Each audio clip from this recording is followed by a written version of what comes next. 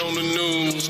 To see these kids missing just sickens my mood. Now I got an attitude. You think I won't battle fool? I will slap the fuck out of you. Maybe I am a radical. Charged up with a matador. You don't love the kids, why do you got them for? I tell the truth, how they got out the door. These cases I can't ignore. You damn right I want your face on the floor. We lacking info pimping, I'ma need more. See, it's the truth that we want. You're supposed to love your kid, the truth is you don't. Somebody bring them parents up to the front. Them kids been missing for months. Damn right I'm mad, pimp, I done had enough. Oh, my business, bitch, I don't give a fuck. I might just tear this shit up. Now we got summer, we got horse, and we got orange. Like the parents, they don't care. I'm like, what the fuck you doing? All of the YouTubers pursuing, they do more than what you doing. Now how the fuck you gonna influence? Your reputation done been ruined.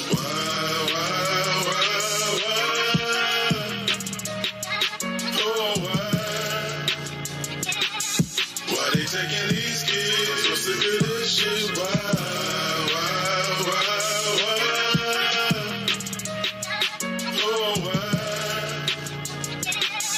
Why they taking these kids? I'm so sick of this shit.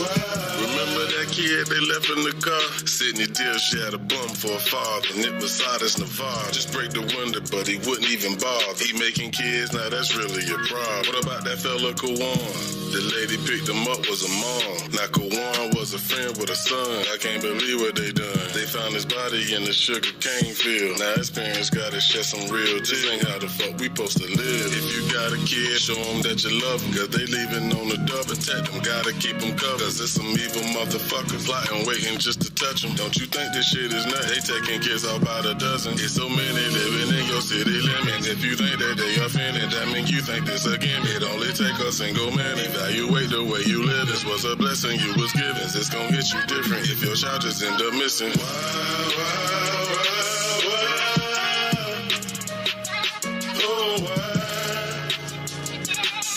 Why they taking these kids? I'm so sick of this shit.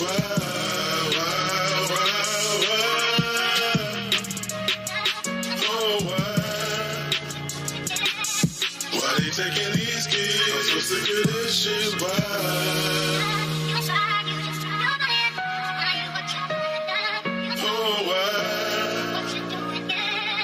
Why they taking these kids? I'm so sick of this shit.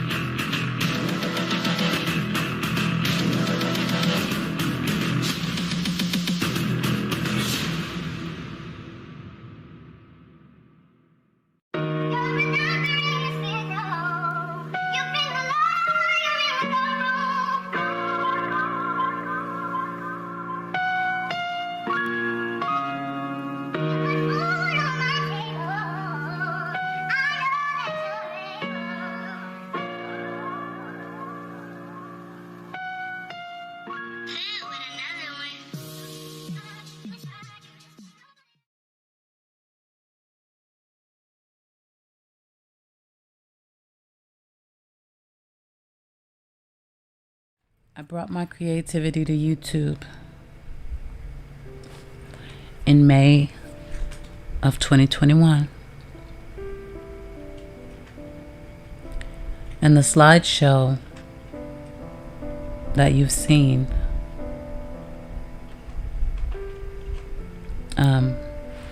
it highlights every case that I've touched, every story I've tried to tell and shine a light on. That is not me gloating. That is me saying, why the hell is the list so big?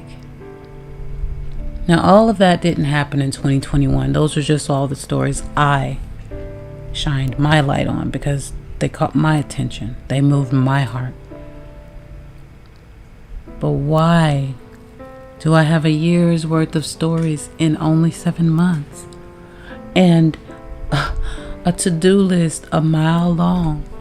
If only I had more months in the year. It's heartbreaking. It's really heartbreaking. I didn't set out to make a true crime channel, and I don't intend to become that. It's just that this channel is about things that I admire, things I represent, things that I wish that more people at least knew about. That was the whole and only concept. And in doing that, I guess even I've had to realize, and I knew I was true crime, but I guess I'm a lot more true crime than I realized. So it dominates the channel. But it's not the only thing you have seen or will see here. I won't say that. But you will see it, and a lot of it. And I don't share it for fun and entertainment. I don't. That might be what the fair use says, but I don't share it for entertainment purposes only.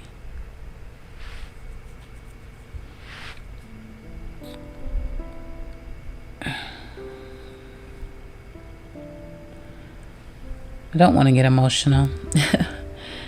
And this is not about me. It's about what this channel has made me truly realize. You know, the world is hurting. And people need help.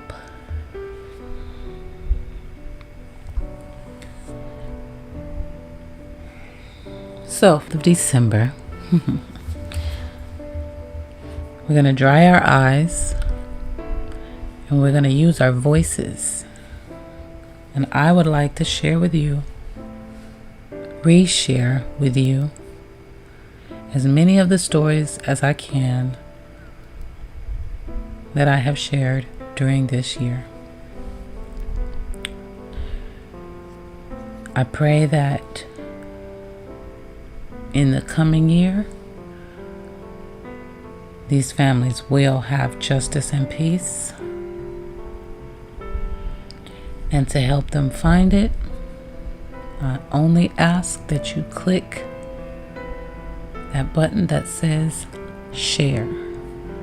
If you care about these people, do what you can to help them. That's all I'm doing. So look out for it. All month long, every single day. We started with Echo Lloyd,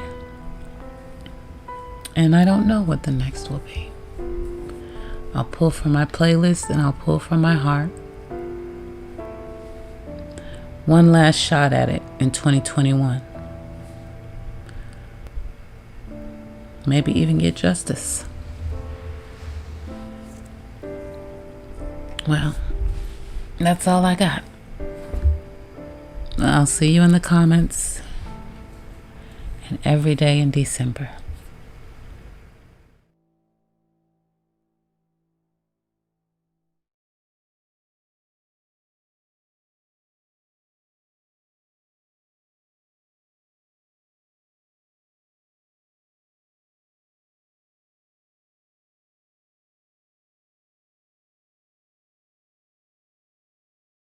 Looks like Carrie. Yeah. We just sending Hi, love Carrie. and support. How you doing, Paige, Miss Carrie? hi. Hi guys, thank you for coming. Yes, I ma'am. truly appreciate all your support. We love you, sister. We're happy to be here. Thank you. Yes. Thank you. Guys, Yeah, we I love can't you. be there. It's killing me, but thank you for all your support. Yeah. Yep, you got lots of it. I don't know if you can see it, but you got a lot of I support out told you, here. sister, so many people, and they're still coming. They're still coming, yeah. We They are haven't still started. coming. Thank you. Yes. And We what they have, did with his name down here yeah, is that's amazing. really Did you guys cool. show her what you did? Yes. That's beautiful. I have somebody who called me today about I can't wait to see it About at night. That was a great Terrell. idea. They have information. They're going to send it to me to get to you. Oh, beautiful. Thank you. Okay. Poor baby. Love you, sis. Oh, I'm so sorry, guys. I love you guys. I truly appreciate you.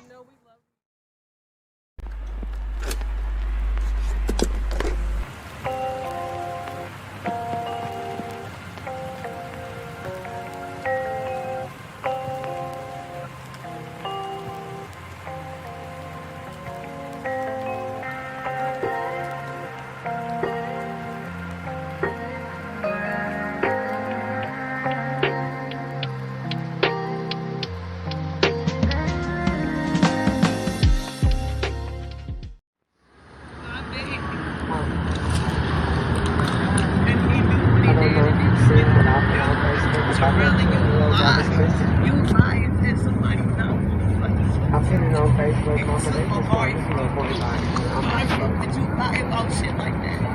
That's what you Yeah. He's on the side of it. He's on the side of the hospital. You said up there. You said up there you lied. You lied and said somebody took my cousin from me. Then nobody take him. You've already fucking killed him.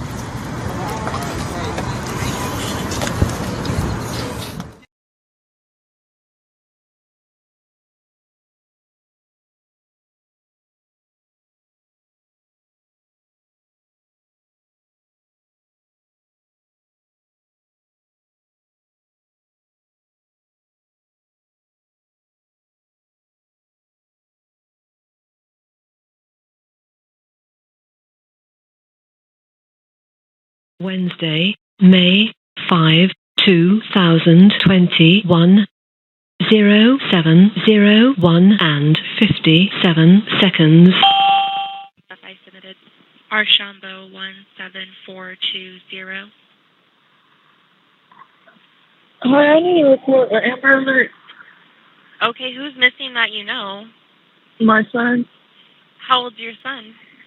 he'll be 3 in October. Where did you last see him? My apartment, somebody came knocking on the door. My boyfriend thought it was related to us, and she ran out the door with my baby. Okay, what address did this happen at? It's the Emerald Suite, Building J, off of Convention Center, Paradise and Swain. I'm in Colorado visiting my mom right now, so I'm not in Vegas. Did somebody No, I'm already call catching the this first in? flight. No, I'm the first person. Okay, also you said Paradise at Convention Center. Let me see. Give me one moment. Why didn't anybody call this in earlier? I just found out about it. It just happened. Oh no, why didn't they call police? They called me and I panicked and called you guys. So I know they're building J. Do you know what unit or apartment number they're at? It's on the inside building. We just moved right before I had left town, so I don't know what the apartment number is, but it's Building J on the courtyard side, and it's the 3rd floor corner building all the way to the top left. Okay. And then, so do we know who might have taken the child, or no idea? At this point, I don't know because nobody knows where we live. But he claims that she said that she was my baby daddy's sister, but I don't talk to any of his family, and he's not on the birth certificate. He has no rights to my son. So he gave this girl the the child, and then they left. Is that right? He was packing my son's clothes, and she ran out the door with him. Okay. Let me see. Give me one moment.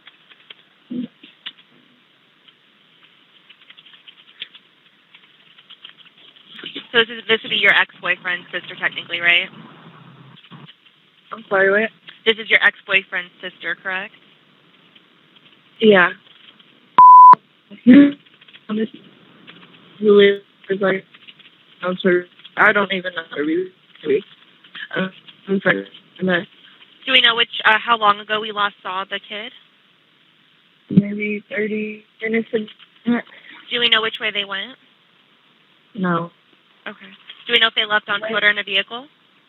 Wearing a gray Adidas sweater with sweatpants. Oh, I'm sorry. Before we get to that, do we know if they left on foot or in a car? In a car.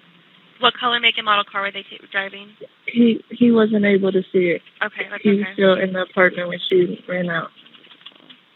Okay. I already have a call set up, so I just need some more info. I want to clarify, there is no child custody paperwork involved, right? Or do you have full custody?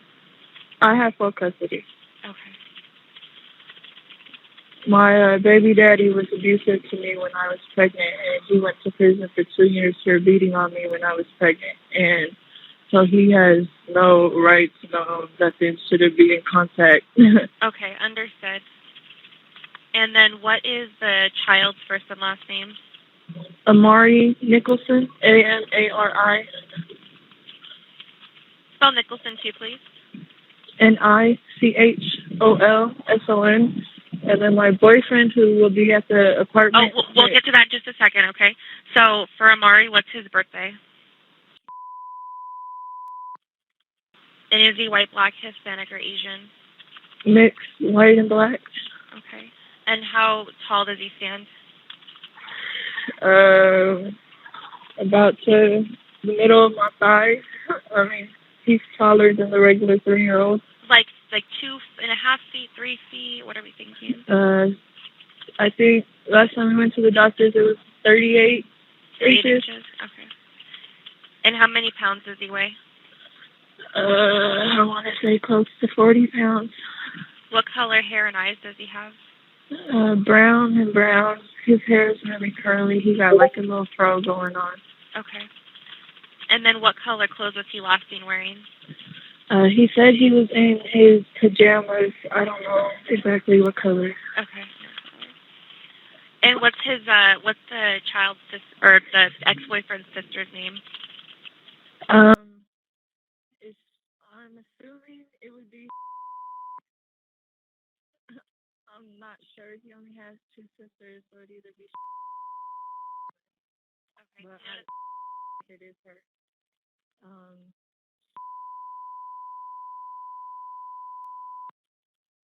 And last name?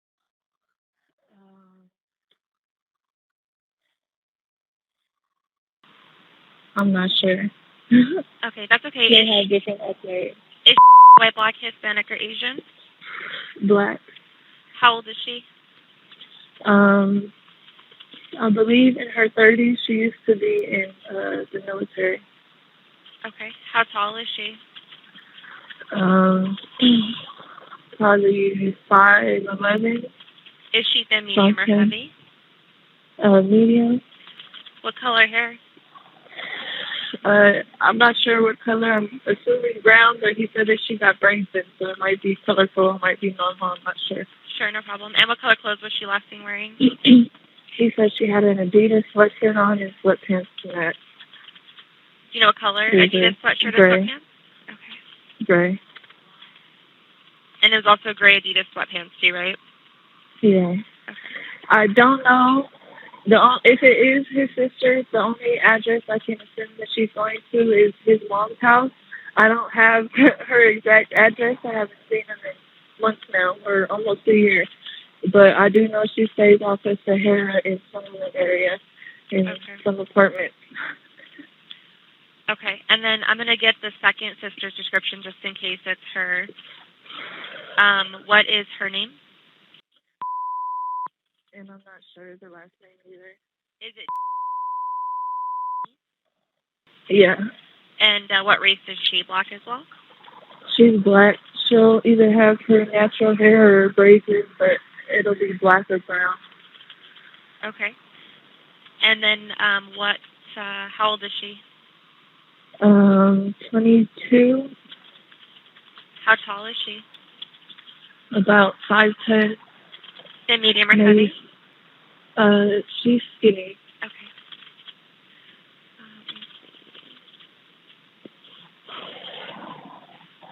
Okay. And then, are they known to drink or do drugs, either one of them? No. And then anybody have weapons that you're aware of, including your boyfriend? Okay. And do you know what branch of the military was in? You said, was she what? Do you know what branch of the military? No. Okay. I want to say possibly Air Force. I'm not sure. Okay. It's either Air Force or Army. Okay.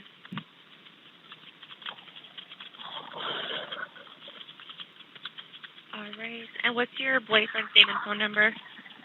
His name is Terrell Rose. His phone number is area.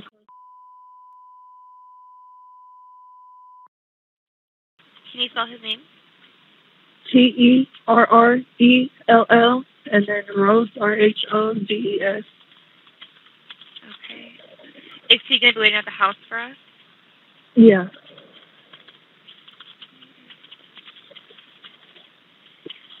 Anybody at the house showing COVID symptoms or exposure to COVID? No.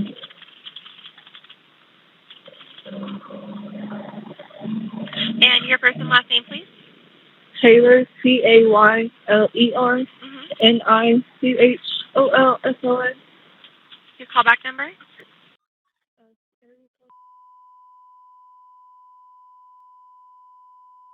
Okay, I'll go ahead and put you in Colorado, but you're working your way back here. If you get any further, please give us a call back right away. Otherwise, you're all set, okay? Okay, my plane leaves at 1:30, and so I should be there around 2:30. All right, thank you, ma'am. Bye. Thank you. Wednesday, May 5, 2021, 07:12 and 14 seconds.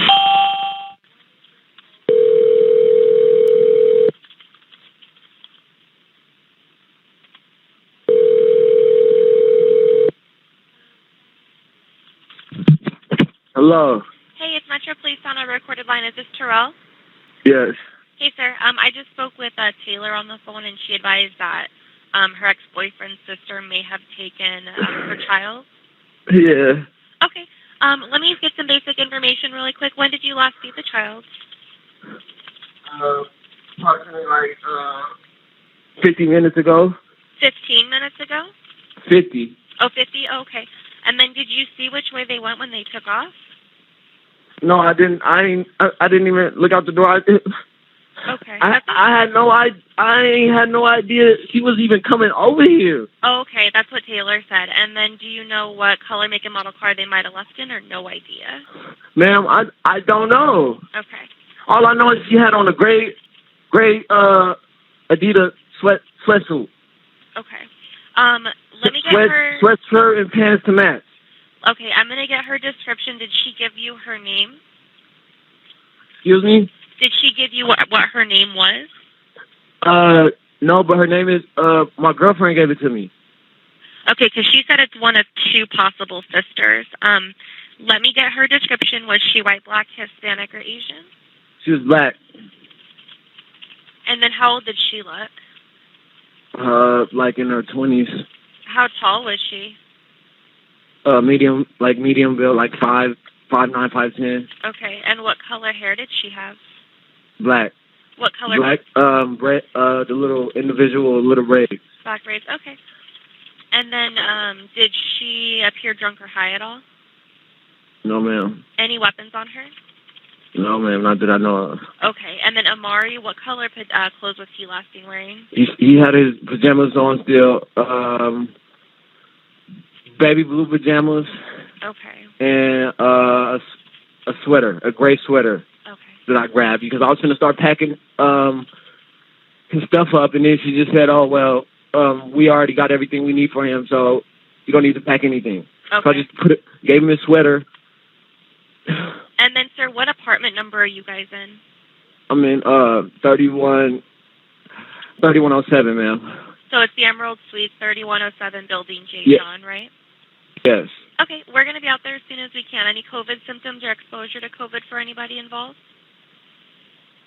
Oh, you said any exposure? Yeah, any COVID symptoms or exposure to COVID? No COVID, ma'am. Okay, you're all set. We'll be out there soon, okay? Okay, thank you. Thanks, bye.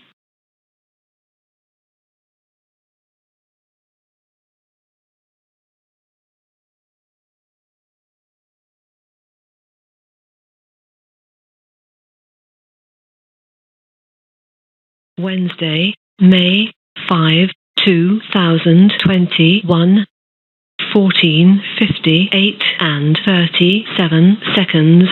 Radio sister, and I'm here to pick up dispatcher 2773. How can I help you?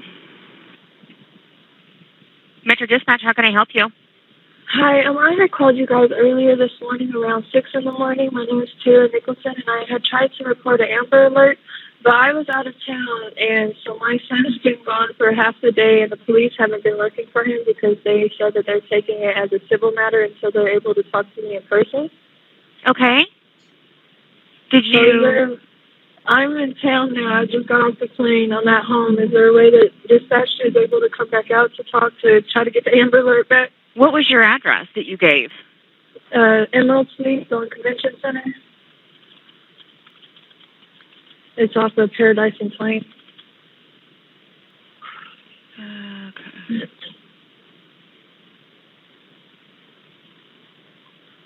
Just give me 1 second, okay? And when did you report this? Today? At 6:30 in the morning. Okay.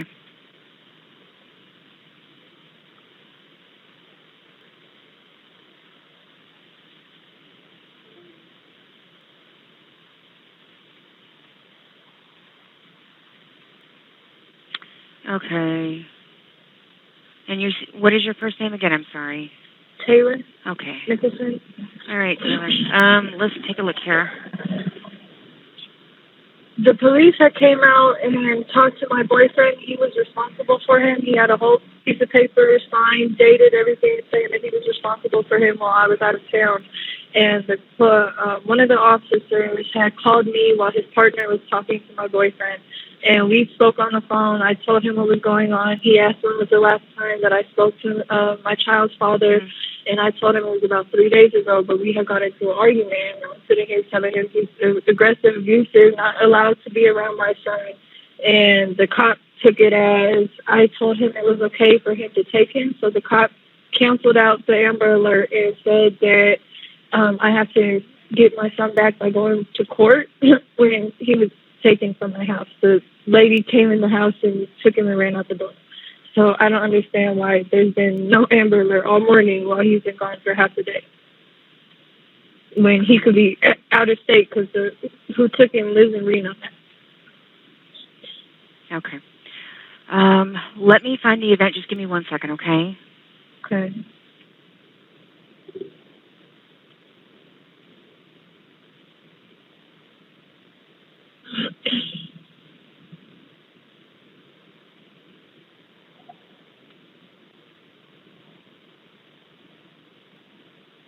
Okay, so ma'am, who has your child?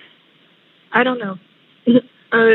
My boyfriend said that a lady was knocking on the door this morning at 6 and said that she was my baby daddy's sister and said that she was there to pick him up, that everything was already prearranged, and I spoke to nobody. So they came in and took him and ran out the door with him. And so I don't know if it is his sister, if it's a total stranger. I don't know. Okay. Did you call her? I tried calling. I haven't spoken to them. He went to prison for putting his hands on me when I was pregnant, so it's supposed to be a no contact order. Okay. So the last time that I had spoke to him was about 3 days ago. We communicate on Facebook. So his family, I haven't seen for about a year and a half now. And so none of their phone numbers are in order or working unless they did that on purpose. So I can't get a hold of anybody. Okay. What's the sister's name? Her name.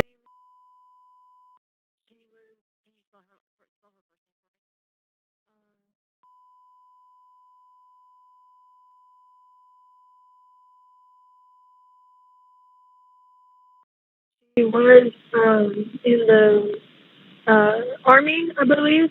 Okay. Do you know her date of birth? No, I don't. Do you know how old she is? Probably about in her 30s. No older than mid-30s. Okay. Is she black, white, Hispanic, or Asian? Black. Okay. And about how tall is she, do you know? I'd say maybe 5'11". Is she thin, medium, or heavy build? Medium. She drives a gray Hyundai Sonata, a newer model. Okay. And you know if she drinks, does any drugs, or has any weapons? No, I'm not sure. Okay.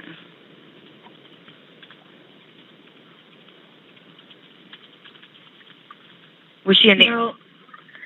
Huh? Do you know what her license plate is? It used to be California. I'm not sure if she transferred plates or whatnot. Okay, so you wouldn't know what the number would be? No, I don't. Okay, I haven't seen him in about a year and a half now. Okay. Now, my baby daddy, he lives in Reno. He just got off of parole. I don't know his address out there. I found one on Google, but I don't know if it's accurate or not.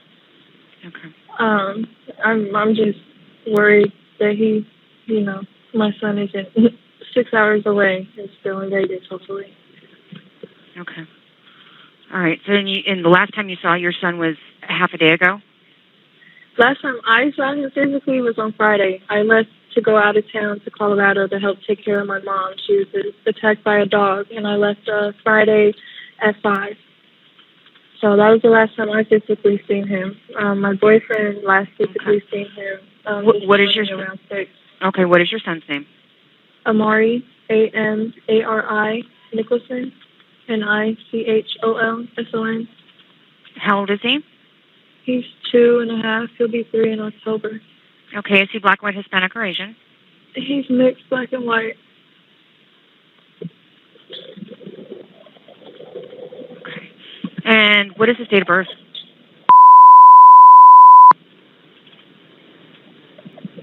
How tall is he? I want to say 38 inches. Okay, do you know how much he weighs? Maybe around 40 pounds. If that Okay. sounds accurate. It does. Okay. What color are his eyes? Brown. His eyes are brown? Curly little fro.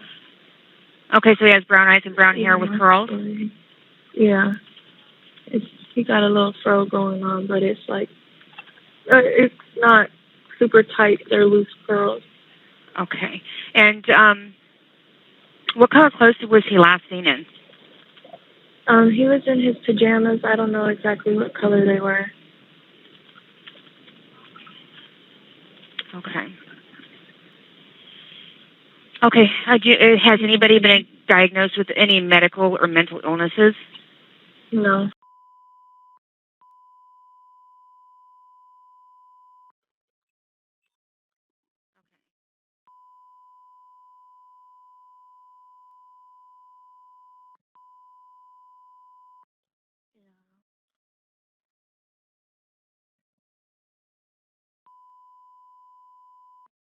No, he doesn't. The lady came in the house and my boyfriend's half asleep because it's 6 in the morning and starts packing a bag. And he turned his back to call me and she said she didn't need anything. She already had everything and then just ran out the door with him. Okay. All right. And where will you be waiting? I just got to my house right now, so I'll be at home. That's your house is a 3684 Paradise Road, apartment 3107? Yeah. Building J. Okay. What time did she pick him up? You said 6 o'clock this morning? Yeah. Okay.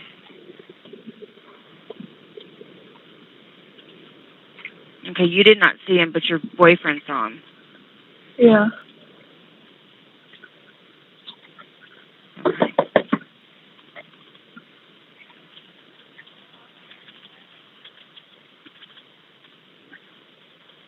Okay.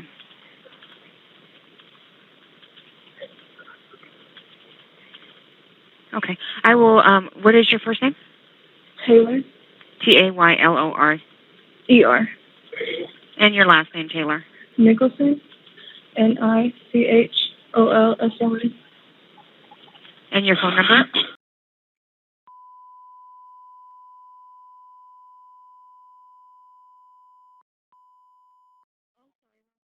Sorry, wrong partner. Okay. I'm getting an event set up, and I will have officers. I said I'm getting something set up, and I'll have officers come out and talk with you. Okay. Okay. Thank you. All right. You're welcome. Bye.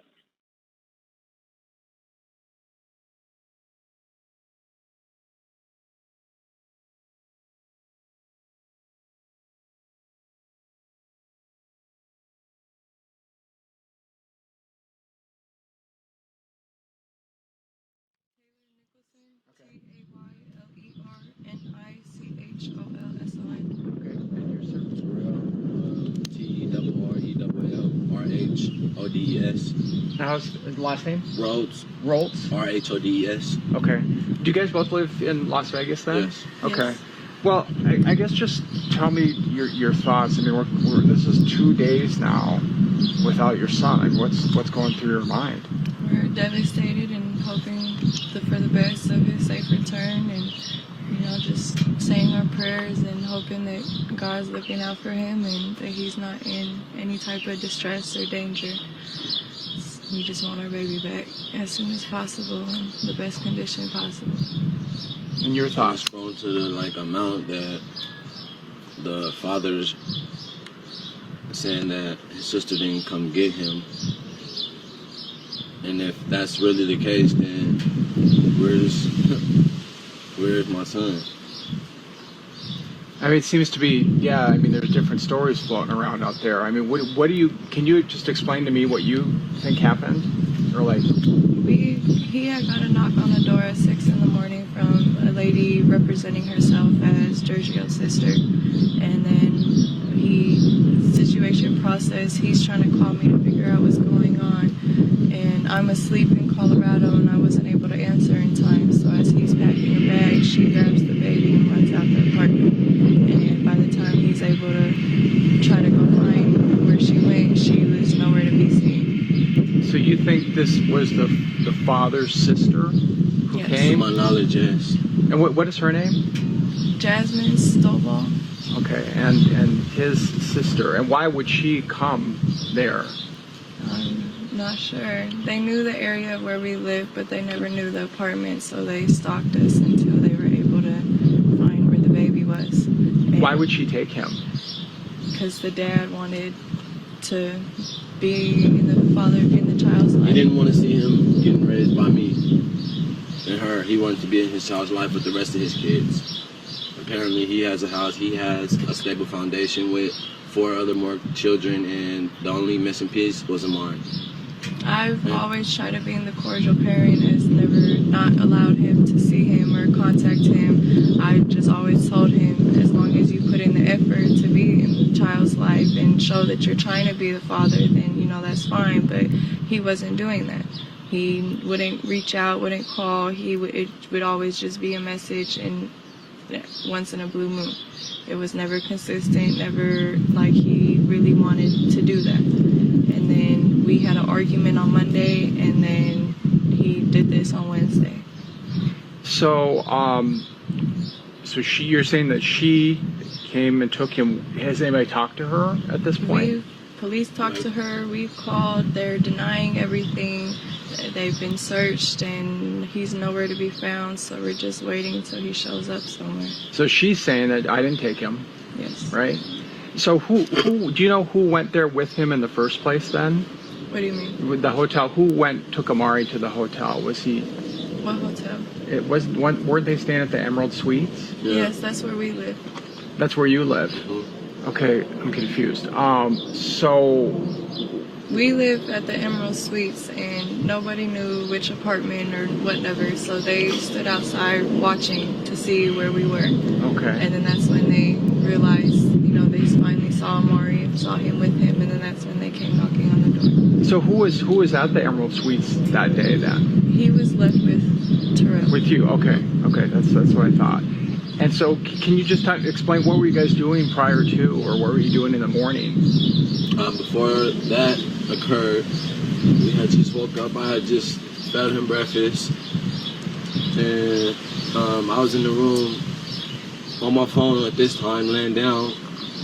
He's in there playing with his toys, and all of a sudden there's a knock on the door, and it was a woman saying that she was her baby daddy's sister. Mm-hmm. And she said she was there to pick up my stepson. Uh-huh. And did you know her? Had you know her? I'd never seen any sides of her baby daddy's family. So you didn't know this woman? Recognized her. So then what happened? So then I go to proceed to, okay, I'm going to pack him a bag up, pack some of his belongings up, and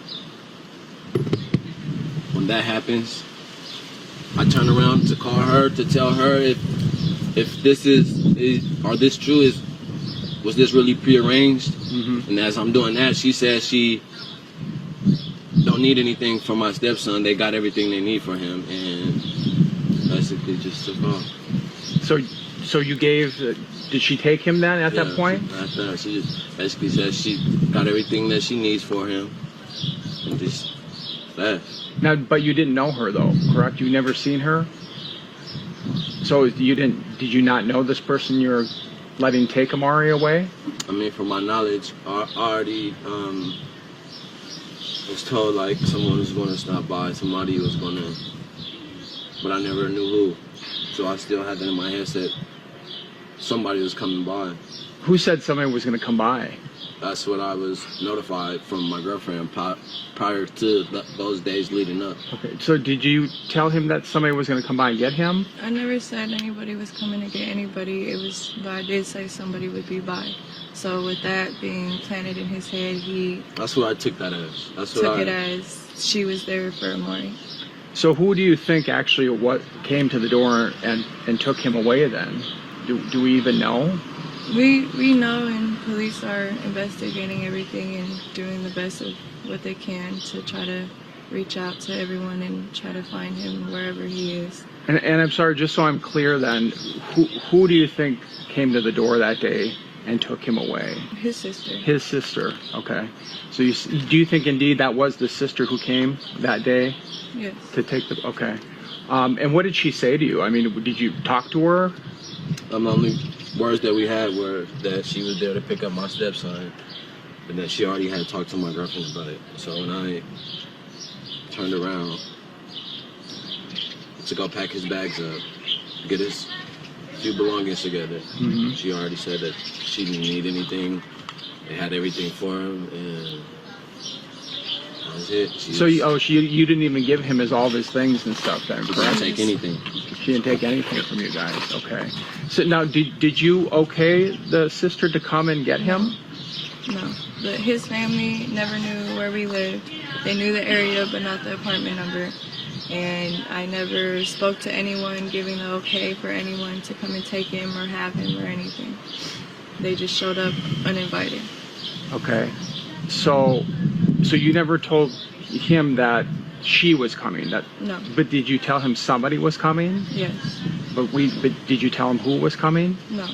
No. So did you know exactly who was coming? You didn't know? Okay. When she arrived, that's first thought I had in my head was, oh, so this was the someone, I guess. It was coming. Okay. And sorry, just so I'm clear, I'm sorry I keep asking redundant questions, but so are you saying that the sister never had permission to come and get him? Correct. She just came and took him? Yes. Okay.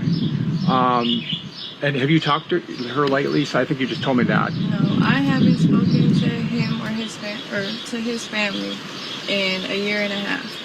That was the first time that Giorgio went to prison 3 years ago for abusing me while I was pregnant.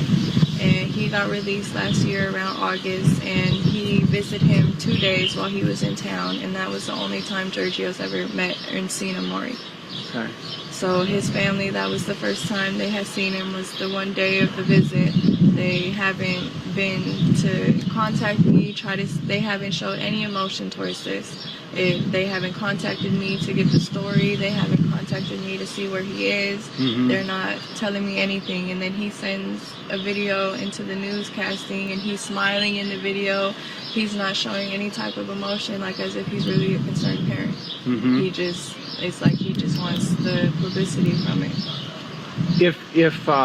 So my understanding is he hasn't seen Amari much. No. Is what we were told. I've been present. You've been here, okay. So if he really hasn't been around, why do you think now all of a sudden he wanted to be around Amari? We've always had, like I said earlier, I've always tried to be the cordial person, try to co-parent and whatnot. If he reaches out to me, I respond back. He's asked to see him a few times, but we haven't been able to make that arrangement work out yet. So he has asked to see him before. He has asked for him to come out there. He asked to have him for Christmas, and we had already booked plans before he had asked, so we weren't able to make that happen. So he has tried to, but like I said, he doesn't put in any effort into trying to, be a father in his life. So I'm not going to send my son to a complete stranger when, I've been through that, and I'm trying to give my son the best life that he can and not have to go through the things that I did in my childhood. So I'm telling him, be more involved, FaceTime more so he can recognize you, so he can get an idea who you are.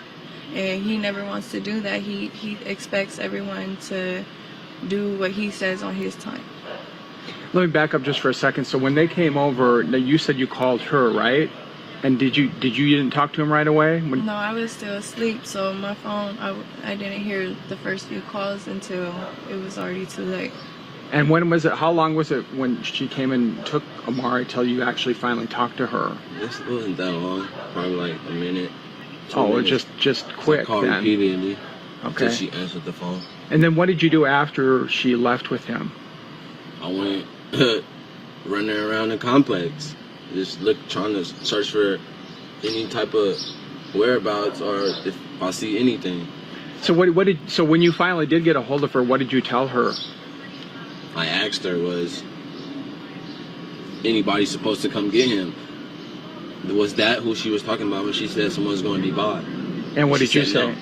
I was in panic mode and I told him no.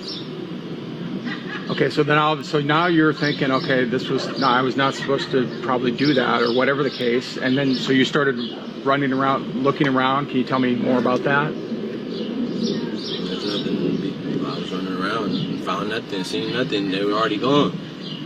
He never handed the baby off to anybody. She took him. So there was no reason to look. Now, when did you call police? Right after. And what did they tell you? They came out and it was a misunderstanding, said it was a civil matter and stopped the pursuit of a missing child until I arrived into town at 3. And the plane landed at 2:30, so I made it home around 3. And that's when they started the actual investigation. So when did you leave to go to Colorado? I left on Friday. On about what time? About 4. 4. Did you fly or drive? I Flew. And what time did the plane leave-ish? Like around 3:50. 3:50. And what airline was it? Frontier. Frontier. Okay. And tell me again why you were in Colorado. My mom got attacked by a dog, and the dog ate her ligaments, chewed her foot up, and she needed surgery she was in surgery for 2 hours and got over 60 stitches in her foot. Okay. And so she's crippled on a scooter, can't walk, can't do anything. So I went out there to help take care of her. And so you got there on Friday, correct? Correct. At what time did you get in? I'm sorry. I got in around like 5 or 6. 5 or 6. Okay. And then you stayed there Friday, Saturday, Sunday, Monday, Tuesday, and Wednesday, right? Yeah, Wednesday's when I came back out here when I heard what happened. And what time did the plane leave on Wednesday and get back here? It left at 1:30 and it got here at 2:30. 2:30. Was it Frontier? Yes. Again? Okay. And I mean, what were you doing all this time after he told you this? I mean, were you just freaking out, or what were you? Panic mode, freaking out, crying, screaming. Just my baby's gone. Yeah. And I'm hundreds of miles away, and I can't go out and look for him. So I'm rushing, driving to the airport. My mom lives in the country, so it's a 2.5-hour drive to the airport. So I'm speeding through all these little hick towns, trying to hurry up to get to the airport because my baby's missing, and I need to hurry up and get home. Yeah. And what would you say to Amari? I mean, she's out there watching, and it's TV, or the sister's watching, or whoever's. What would you say to him? If anybody got him, bring him back. Anybody know anything, let us know. Mommy and Daddy loves him, and we hope that he's okay and playing happy, and we're gonna bring you home soon. I mean, I can't imagine. I mean, it just must be to not have the little boy. I mean, anybody who has a child would just be going, "What the heck?" It's sickening. He's a little mini human. He's 2. He's defenseless and has no say-so. He can't defend himself. He can't, say I'm done here and I'm coming home. He can't walk. He doesn't know anything. Yeah. And to do this to a child is disgusting.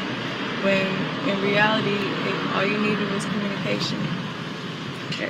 And I know that a lot of people there's a lot of things being said. There's probably some rumors floating around. There's all probably kinds of crazy talk happening. People might start pointing the finger at your boyfriend, or maybe even you. I mean, what would you say if that starts to happen? What would your response be to that?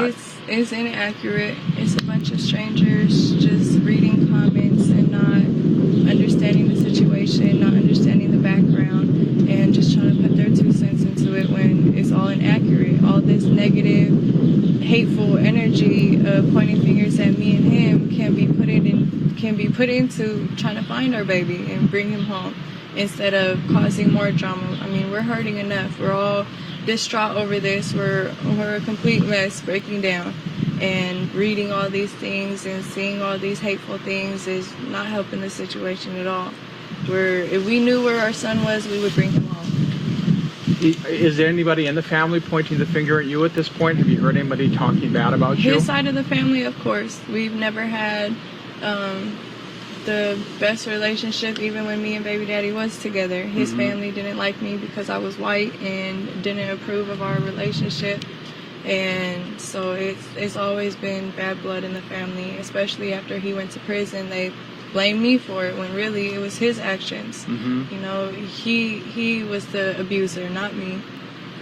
His own actions put him there. And lastly, and I'm sorry I'm going to ask you this again, but can you say who you think was going to come and get him? You told your boyfriend that somebody was going to come and get him. Who was that? I never said anyone was going to come and get him. It was, like I said, it was a misunderstanding. The only person that I would have sent over there would be my grandmother.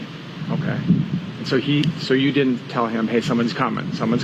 I said somebody would be pulling up and I'll let you know when, but I never said for what or anything. It was a misunderstanding. We had our little disagreement, and I'm poking the bear, he's poking the bear back, and so I, let out the comment, and coincidentally it matches the situation that we're in. Because that's going to be confusing to people. People are going to hear that. Well, I told you to that somebody might be coming, but I'm not really, We just had a disagreement. He was distraught that I was gone, and he wanted me to come back home and, be with my family. And I had told him that, I needed to take care of my mom for the moment. And so he was just upset about it and was, emotional over it. And are you talking to your boyfriend or yes, the dad? My boyfriend. Your boyfriend, okay. Yeah, my boyfriend was emotional that I wasn't in Vegas anymore, that I was in Colorado, that he was upset that I had left them. Okay. And so did you say that meaning, somebody's going to come get him because I'm mad at you and I'm just going to take him? No, I mean just, okay. Just, if he needed help or if, to come get some more of my stuff or okay. I never intended for anyone to come and get him on. Okay. And can you just kind of clarify that? I mean, again, I know that people are going to hear that and say, well, she's saying this and saying that. I mean, so you didn't tell, I mean, what exactly did you tell him? Who was going to come or who wasn't going to come? When me and Terrell had our disagreement of me being gone, I had texted back and said that, I had said that somebody would be by and I'll let you know when. But I never clarified for what, for who, for anything. And I never even contacted anybody to come get him or, nothing. And so when she did show up, he had that in the back of his head, so he thought that's what I meant when I never gave permission to anybody to come and take him. And why did you say that? Because you were upset? We were both upset, and just he pokes the bear, I poke the bear back. Okay. And you're talking about your boyfriend? Yes. Okay. I mean, this whole story, it sounds confusing. It sounds like we're lying. It sounds like, it's just a big confusion. Right. And the circumstances of everything else, it makes it look that way too. But Terrell loves Amari like he's his own. He's been the one who's been taking care of Amari. Amari loves Terrell just as much as he does. If you ask Terrell, he'll sit here and tell you that Amari has his DNA. That's how far he really feels that that's his son. Mm-hmm. And at this point, you can't sit here and say anything negative for a man to be taking care of another man's baby. He's sitting here doing the job himself when Giorgio could have been doing that, but he chose not to. Mm-hmm. Okay. So the intent of that comment was you were upset, and were you trying to kind of hurt him at the point? You said, I poked the bear, he poked the bear. Basically. You're in a relationship, you know everything about the person. Mm-hmm. You've been around them so long, you know their flaws, they're what makes them happy, what doesn't. So we're sitting here arguing, and we take it a little too far sometimes. But people are going to say, well, my gosh, why did he give the child to somebody he really didn't even know? He never handed the baby off to anybody. She was standing in the door frame. It's a weekly, so it's all open floor plan and whatnot. So he had turned his back to go pack the bag and call me. And at that point, when he was calling me, I was asleep, so I couldn't hurry up and answer. So she grabbed Amari, because he's running around playing with his toys. She grabbed him and said she didn't need anything and rushed out the house. So by the time that I had answered, he ran downstairs, and she wasn't in the parking lot. She wasn't on the property. They were already gone. Oh, so what floor were you on? We're on the 3rd floor. You're on the 3rd floor. Okay, so were both of them up on the 3rd floor?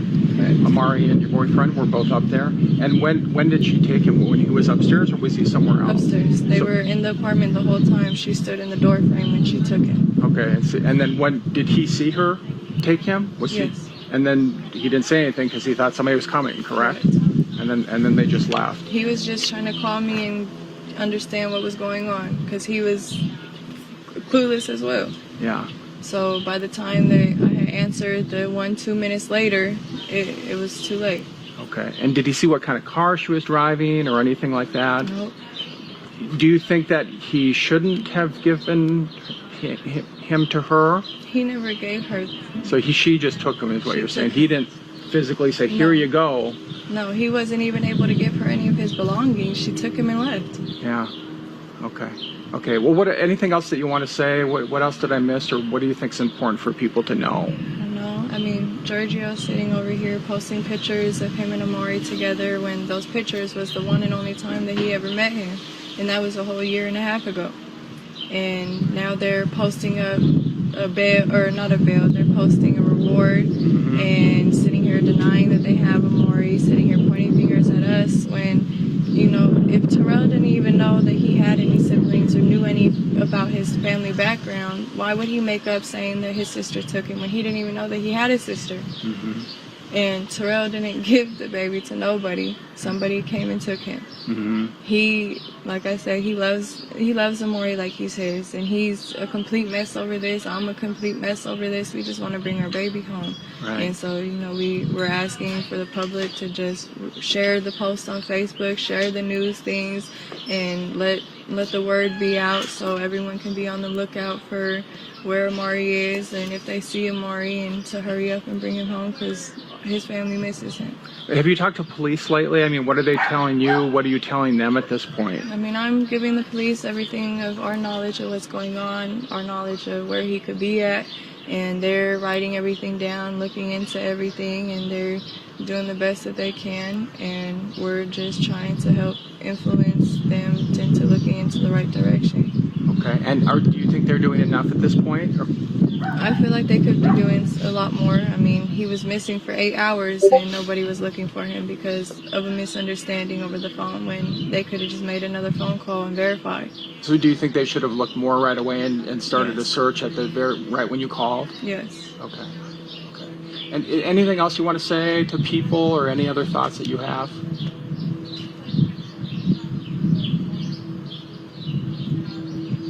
I just want him back. I just want him back where he need to be, back with us. Like, people is making this a finger pointing game, and this is not a finger pointing game. My son is really missing, and that's how the family's saying that they don't know where he is or what's going on. So it's it's a lot. It's a lot. Okay, guys. Well, thanks. I appreciate it. I'm gonna just jump in. Did you guys call? I know that the aunt apparently is the one who called us, right? Did you guys call any media? No, we weren't able to. We were dealing with police from... Ever married, or just? No, we were just in a relationship. When did you start going out? How long ago? We were together 4th of July of 2018. Amari was born. And I'll be a father now. taken to him until Amari was able to recognize who he was. So he needed to do more things before you would trust him. I chat with Amari, and then I said, okay, cool. And then once we go from there, we can work towards visits or whatnot. I mean, he lives 6.5 hours away. I'm not gonna just go drop my son off at a stranger's house and something happened and I'm 6.5 hours away and can't get to him. Okay. So you chatted, you talked. He said he wanted every day, and I said, that's fine. And he said, okay, so we're on the same page, and we'll go from there. And then he just took things into his own hands. So he wanted, but did you ever do any with him? No, because I was out of town. I didn't have one. Oh yeah, of course. Okay. So you were talking about when you came back. Yeah. I'll do it. I didn't take anybody. I have nothing to do with that. Disgusting because Amari doesn't know anybody. He's distraught. He's in a house full of people that he doesn't know who they are, and he doesn't know where his mommy and daddy are. And for this man to have Amari in hiding and not sitting here letting us know anything, like, at least let me know my baby's okay. At least. Like, but we're not even getting that. You're not telling me that he's safe. You're not telling me that he's not harmed. You're not telling me that he's okay. Nothing. Like, he needs medicine, and he's not able to get that. What does he take medicine for? He has asthma. Oh, okay. Did you have the asthma? Yes, and he has a and they didn't broke out and he has a rash on his neck, and got medicine for his rash. He needs that. He tried packing everything. Okay. And they didn't even take it. And when she grabbed him, you didn't say anything? You say, hey, wait, or here's the bag, or wait, don't take him, or anything like that? What? She basically just did that before I can say or do anything. I was already a step in the room, ready to on the phone with her and trying to pack a bag at the same time. Yeah, but again, your understanding was somebody was coming to get him,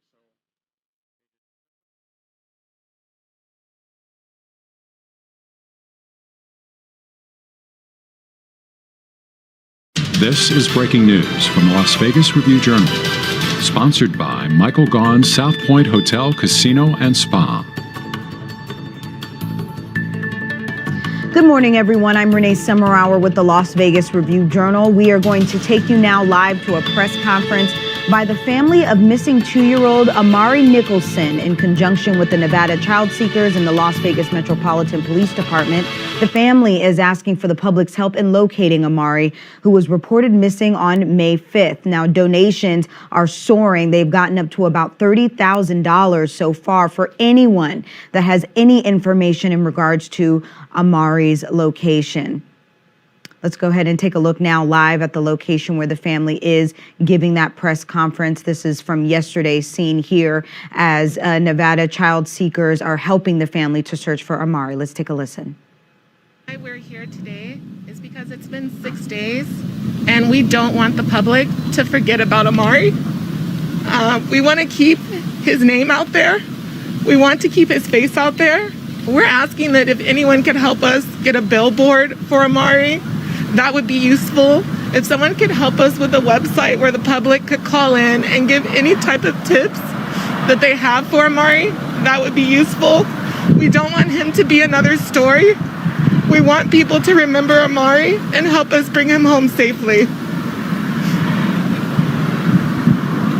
Have you been updated at all on the police investigation? What's the latest? Any new information? It's an active investigation.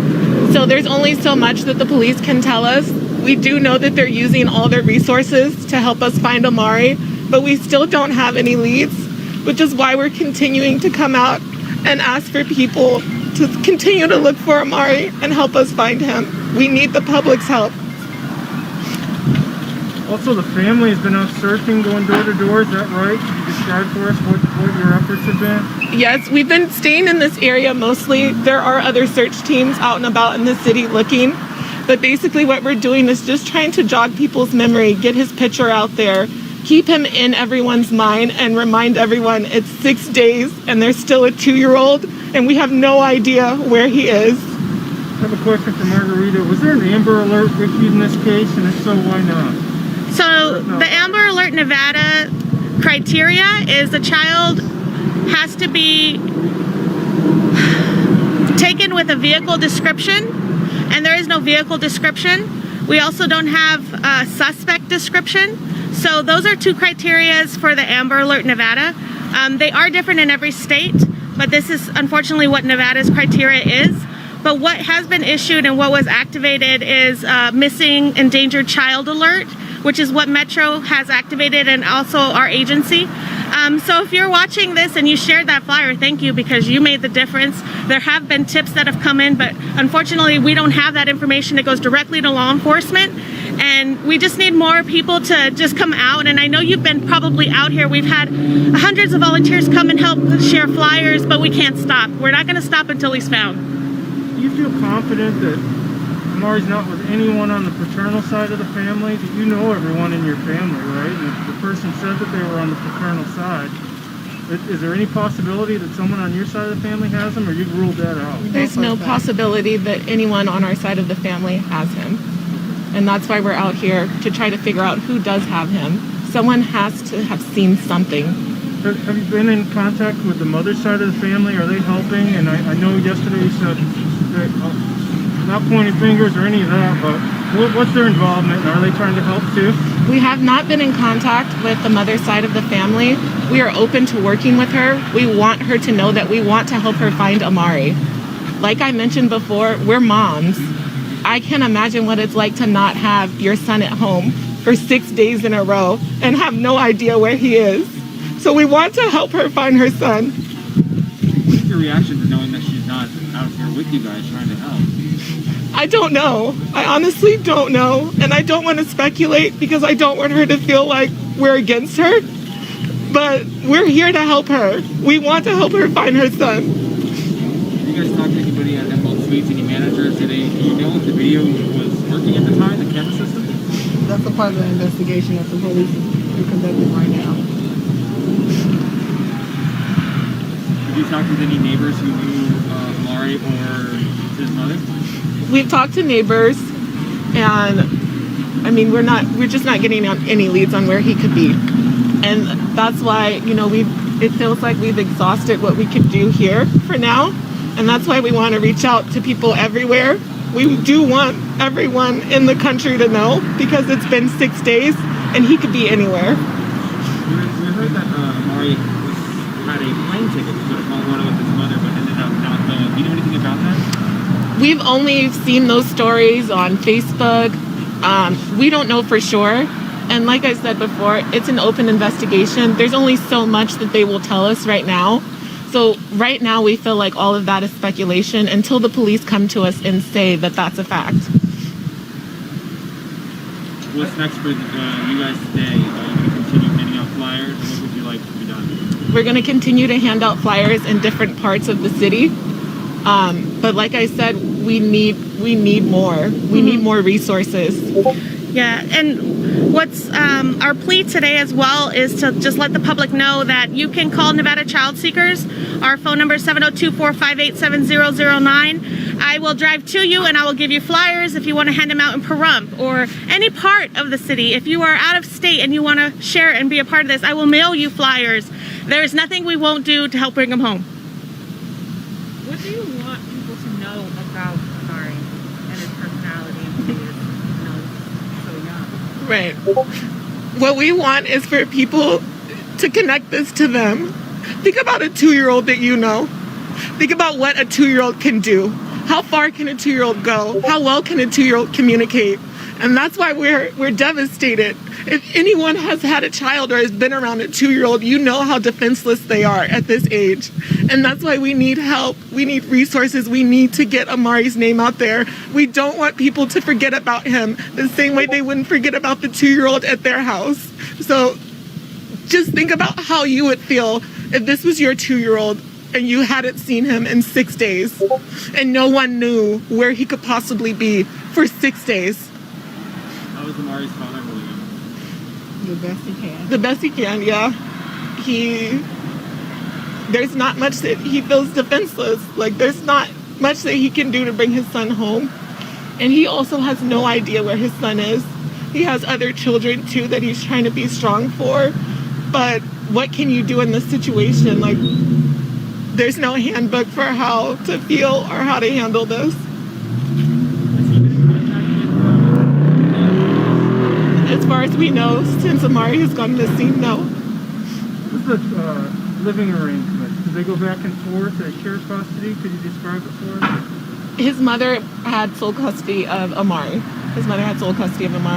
They were beginning to try to communicate and, you know, get a better relationship going between the two, but his mother had full custody. Have there been any talks about a reward to get Amari back? There is a reward, $30,000 for anyone that can bring Amari home safely. You mentioned possibly a billboard or a website. There's a lot of billboards around Las Vegas. What is your message to those people who can make that possible? Please help us. Please help us. The longer time goes on, the less likely we're going to find something walking around and knocking on doors. There's so many people that come and go from Las Vegas that it feels like it's so heavy on us how long it's been and how much anything helps. Any resources that they can put forth. If you know somebody who can either put his flyer in print or on a billboard, or, you know, this billboard right here would be fantastic. Once again, we're just a family begging for help. And moving forward this week, I know you throughout the weekend and yesterday and today you have us out here. Can you maybe just go over the plan and you can expand maybe a little bit more to this area? I don't know if the strip is some part of the idea or anything like that. We've covered some of the strip. We plan on doing more today, and like you said, different areas throughout Las Vegas. We're not going to stop. Anywhere we can look, anywhere we can go, we will be doing it. And if you're out there and you see someone hand you a flyer of Amari, please take it. Please take it, because you don't know what. You may have some information and unknowingly that could solve this, that can solve it and bring him home. So we initially started, of course, with Metro, the search right here in front of the Emerald Suites. I know they've done all of their investigation in this area, interviewed people. I know they're still doing it. But as a team, we're going to start doing pockets of the city from like Summerlin, you know, to the Strip, to Anthem. And if you're in those areas and you want to help, contact our office. I'll give you flyers. We just need more people, like I said, sharing his story and sharing our plea to bring him home. Have you guys talked with the boyfriend that was last with Amari when he was taken? We had no contact with him. What about his family though? No contact with any of them. Their relationship, are you guys familiar with anything about their relationship? I mean, how long are they dating, things like that? No, we don't know anything about Taylor or her boyfriend. Like, we have very minimal details. And that's why we're trying not to discuss it too much, because we don't want to speculate. We don't want to put things out there that aren't true. And we don't want her to feel like she can't come to us if she needs help. Send us a photo on the flyer. Is there any place we can get more visuals or any video, or do you have any available? We've been sending pictures to the different news outlets that reached out to us, but that's about it. Is there any history that you know of with Amari, CPS with the mother or anything like that? We can't confirm or deny. We don't know.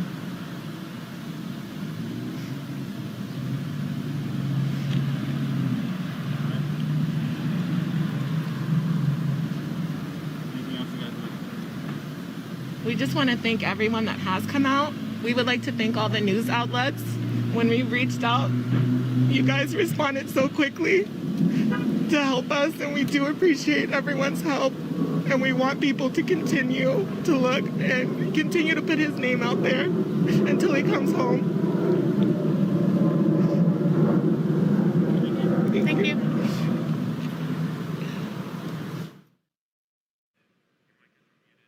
Now, the woman you just heard from is Amari's aunt, the father's sister. Her name is Yolanda, and that is also her sister that you just heard from again, saying that they are mothers and they're here to try to help anyone related to Amari to try to help find him. I'm on Facebook right now, and I'm looking at tons of Facebook groups here, all here based in the community, trying to help in any way, shape, or form, whether it be through speculation or just community advocates trying to find Amari. Now, Las Vegas police say, if you're not familiar with the story, Las Vegas police say that Amari Nicholson was last seen Wednesday, May 5th at around 6 a.m. at the Emerald Suites on Paradise Road. As you saw there, that was the location that the family was just speaking at. It is reported that at the time of his abduction, Amari's mother, Tayler Nicholson, was in Colorado and left Amari with her boyfriend, Terrell Rhodes. Now, Mr. Rhodes says he was watching Amari when a female claiming to be Amari's aunt came to where they were staying on the 3rd floor of the Emerald Suites and informed him that she was Amari's father's sister and that she was there to pick Amari up on her brother's behalf. Now, Mr. Rhodes stated he was not apprehensive about the woman who he'd never met before because Miss Nicholson had informed him that someone would be coming to pick up Amari. So while Mr. Rhodes was attempting to verify the woman's identity with Mrs. Nicholson, Mr. Rhodes reported that the female informed him that her brother's family would be taking care of Amari and that they didn't need any of his belongings. So she picked up Amari, took him from the room, and exited the 3rd floor, and no one has seen Amari since that day. You may have seen his stepfather, Mr. Rhodes, and his mother speaking on other news outlets. And again, all of this has been an active investigation. Now, if you have any information about Amari and his whereabouts, please call Metro Police at 702-828-3111. And as always, we will continue to update you with the latest on this case and the developing story online on our website, lvrj.com. And we will have an update on all of today's events for you this evening at 7 p.m. Be sure to download our Search for this 2-year-old, Amari Nicholson, is intensifying. This place he was seen was on Paradise near Sands Avenue yesterday afternoon. That's more than 25 hours ago. Tonight, the family's offering a $20,000 reward for his safe return. Fox 6's Lauren Martinez joins us live with the latest on the search for Amari. Jacqueline and John, Amari Nicholson's aunt first contacted our newsroom about his disappearance. Metro has not released any other information other than that they were asking the public to come forward. Now, there are a lot of conflicting stories from the family, but everyone is just hoping for Amari's safe return. It's my baby boy. It's my baby boy. It's my baby boy? Yeah. Giorgio Hayes' 2-year-old son is missing. Las Vegas police say Amari Nicholson was last seen Wednesday afternoon near Paradise Road and Twain Avenue. Hayes heard Amari and his mother were staying at the Emerald Suites nearby. I don't know where he is, and she don't know, and the police don't know. So he's kidnapped. He's gone. Hayes lives in the Reno area and doesn't have much contact with Amari other than a visit last year in Henderson and several video calls. He's puzzled about whereabouts and upset police are questioning his family. I don't know who has it. All I'm hearing is that the boyfriend said that my sister picked him up. My sister did not pick him up. And they searched my mom's house. And they searched my stepdad's house. And they searched my sister's house. And they tracked down my brother. Like I did something wrong. If you could track me down, track him down. Amari's aunt on his father's side is now offering a $20,000 reward for his safe return or information leading to his safe return. Amari's father wants everyone to look out for his son. Look outside. Tell your kids to look. What if it was your son? I will look for you. I want Amari to be found. Found.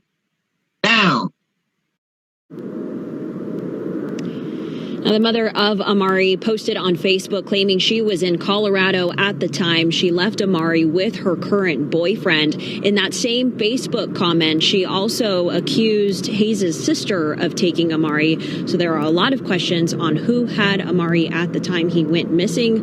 Police again are urging anyone with information to come forward. You can remain anonymous. And again, the family is offering a $20,000 reward. Reporting live from Metro's headquarters, Lauren Martinez, Fox 5 News Local, Las Vegas. The search for 2-year-old Amari Nicholson has ended. Tonight, police say his mother's boyfriend has confessed to his murder. This turn of events weighing on the hearts of the Valley community after a 6-day push to bring the boy home. But the hunt for answers continues, including a motive and the whereabouts of Amari's remains. Our Fox 5 team coverage with developments since the story broke last week, and we continue our coverage tonight. Drew Andre is keeping an eye on the hotel where the boy was last seen. That's where heavy police presence remains tonight, and people are gathering to mourn the child's death. Kim Passoff digging into the suspect's criminal past. But first, let's turn to Fox 5's Joe Viel. You spoke to the man who police also say confessed to the crime. And tonight, Joe, you're learning when Terrell Rhodes will face a judge. That's right, John. Rhodes will be in court tomorrow morning. Now, back here tonight at police headquarters, a news conference was less than 2 minutes long, but just devastating for many people to hear.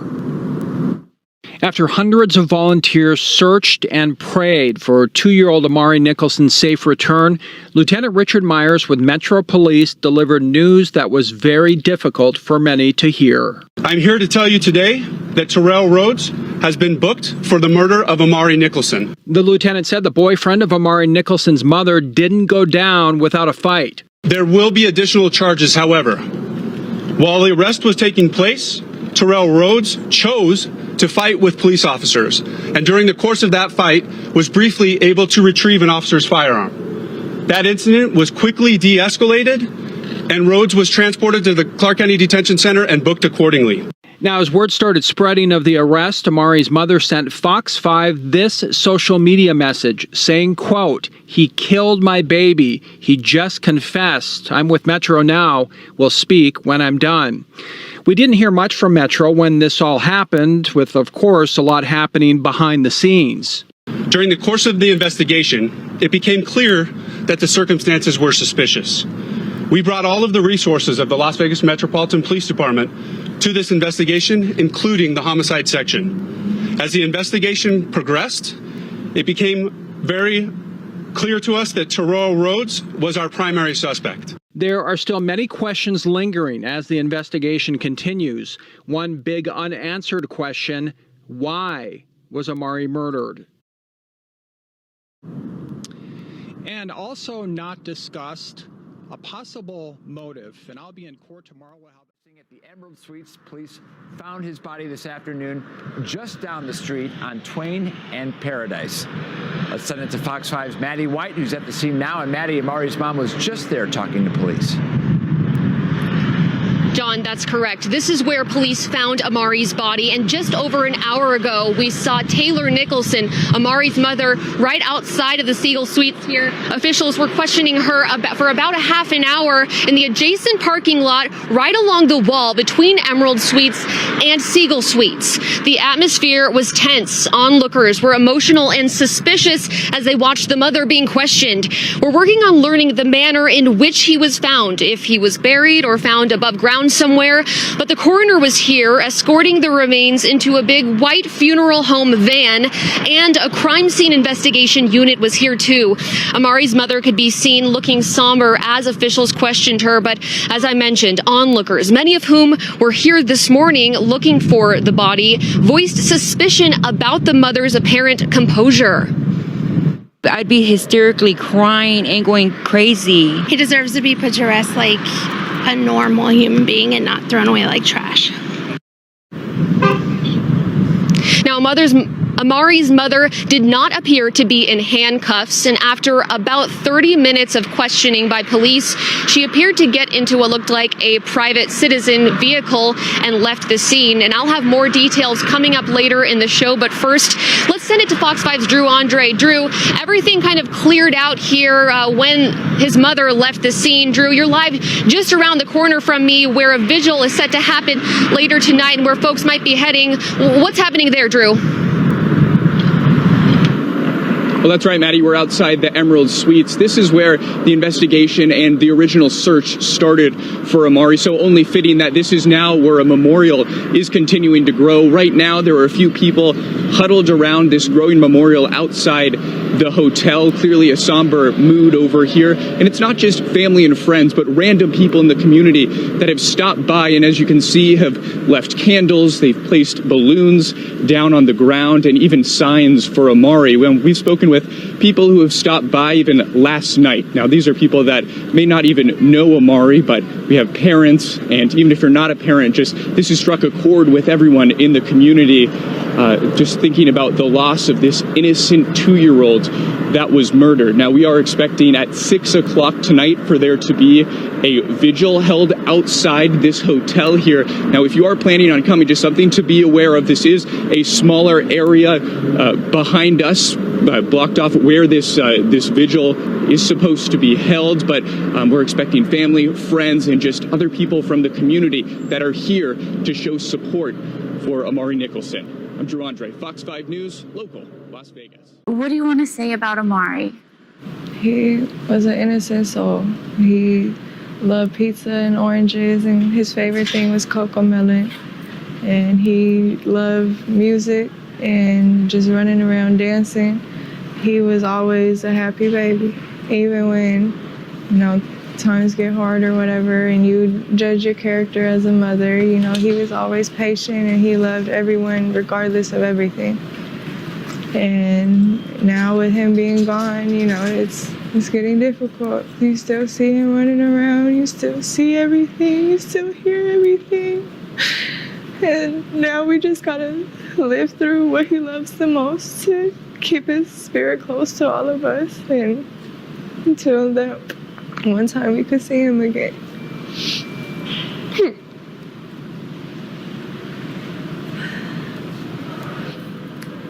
How come it was important for you to come to court today? Because this man betrayed me. He hurt me. He took my whole purpose of life away from me. And I don't want him to sit back and think that he's gonna get this at all easy. He took a precious child away from many people, and he needs to pay attention to how we all feel, because this is not okay.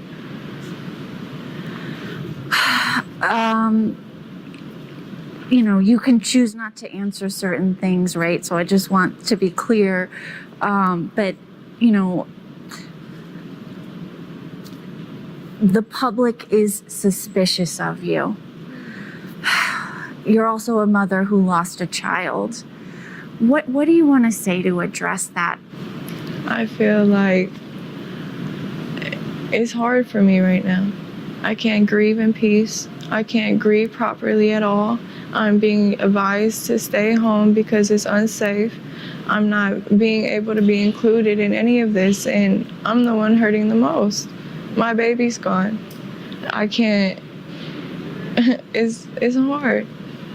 And everyone in the public, we respect your reach outs for the ones who do actually genuinely care and at least are trying to understand just as we are. And for the ones with the negative comments, we're still in court. I can't, it's very limited for things to be able to be said in the first place. And the negative comments is horrible. My son's up there looking down on all this, and he loved everyone for anything. And to sit here and see that this has brought hatred out of people when we're mourning over a child, that's horrible. He would not want that. And so, did you believe Terrell when he said a woman came to pick up Amari? I did. I had trust in him. And I would have never fathomed that this would have been the outcome. It is horrible. Was there ever a point before his arrest where you didn't believe him?